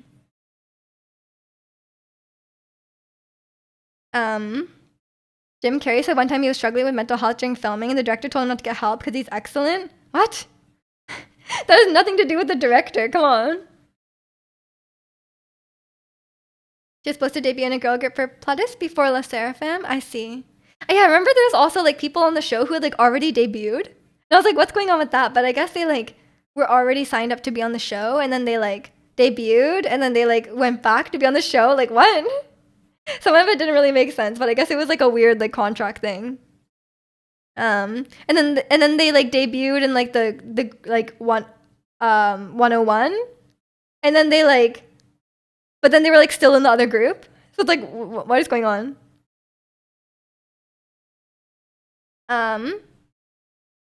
Weren't some of the Japanese contestants already idols in Japan? Oh, that one was, I mean, Produce 48 was different because they recruited the idols from like AKB and stuff like that. So those ones they were already idols. But in Japan, so it's a bit of a different system, right? But there was someone I think on Produce 101. They had already debuted in Korea. They were like already actively promoting in a group. But like that part didn't really make sense because they're like meant to be trainees, but who knows? But yeah, in Japan they don't have like training like they do in Korea, and they really do not care if you can sing. Like they do not care. If you watch like music shows and stuff in Japan, like they cannot sing, but it like apparently does not matter. And they don't get any training or anything like that. They do their dances like they learn them like on their own without like a dance teacher or anything like that. But the dances aren't like on the level of K-pop dances. Like they're more like they're a lot more simple dances. Sakura. Oh, did someone say something? But yeah, I mean that just goes to show, right? Like in Japan they don't value singing. I mean, in Korea I would say they don't value singing either because I really thought like I was like, oh, like K-pop idols are different. Like they can actually sing, but as time goes on, I'm like, I don't think they can anymore, you know? I would say like they're starting to care less and less about that stuff. So I guess it's not to the level of like Japanese idols and stuff like that, but there's a lot of emphasis on visuals and not on talent. You say it's getting better? Maybe, yeah. I'm not sure. We stan Sakura here. But I don't think standing is like being like, oh, she's an amazing singer when she's not, right? Aespa can sing. Aespa can sing, yes. One look giving a flash. Exactly. So me just saying I can be a J-pop idol. Sure, Ratsy, sure. Winter gives me whiplash. Of course. Down the lead singer of Rolling Quartz can sing. They're not idols, right? You said they were like a rock group? Usually like non-idols can sing. Like ballad singers or like rock or R&B artists, stuff like that. People who aren't idols and who are singers usually can sing. Because it's not the idol is like a whole different thing. Like they're not like singers, right? They're not like only singers, but it's more like the whole package: singing, dancing, looks, dancing, singing. Let's be real. But yeah, it's I wish there was more emphasis on vocals in K-pop, but I think it's just how it is, you know? It's just how things are these days. But yeah, it's I mean, like, look, when I was watching those videos, like looking back at like the Gen 2 groups and stuff, like a lot of them could sing because there wasn't as much emphasis on backtrack and like really intense choreos and stuff like that, just lip syncing. A lot of them had to sing. So they you know, debuted idols who could sing, right? But obviously things are different these days. Back in my day, I'm like the boomer, even though I wasn't even around, was not a K-pop fan back in the day.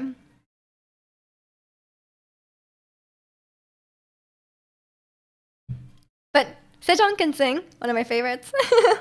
She has such a good voice. Yeah, I think I'll go have some lunch soon. I'm hungry. Also, my neighbors are being very loud, slamming on the floor. That's very nice. Took me a while to notice the older group's choreo were relatively simple because they were focused on singing. I mean, yeah, because they were making choreos that you could actually sing during, right? Like a lot of current choreographies, you cannot sing that well while dancing. It's not like anything to do with their skill. It's just to do with the intensity of the choreo, right? Now it's just about finding 15-year-olds to debut. Exactly, exactly. I mean, not that they were any better about that back then. I think back then they were possibly even younger. But yeah, I hope that stuff changes then. Not holding my breath, But yeah, I will probably wrap it up here for today. It will be a little bit of a goodbye because I'm gonna, like I said on the Discord, I'm gonna be off for 3 weeks. I'll be back on April 30th. So hopefully you guys will still be here when I come back. But yeah, join the Discord if you haven't already because I'll still be hanging out in there. I'm not like completely offline or anything like that. I'm just not streaming. So yeah, join the Discord. I'll be talking in there, posting pictures in there, all that stuff. Yeah, and hopefully I will see you when I come back in 3 weeks. So everyone, stay safe. Auditioning for Black Label. Yeah, I'm 10 to 19 years old. Yeah, hope you guys stay safe. Have a fun 3 weeks. Touch some grass. Do some fun stuff, and we'll catch up when I get back. You have to listen to Ties on your own. Exactly. But yeah, thank you guys so much for watching. I will see you all soon. Bye.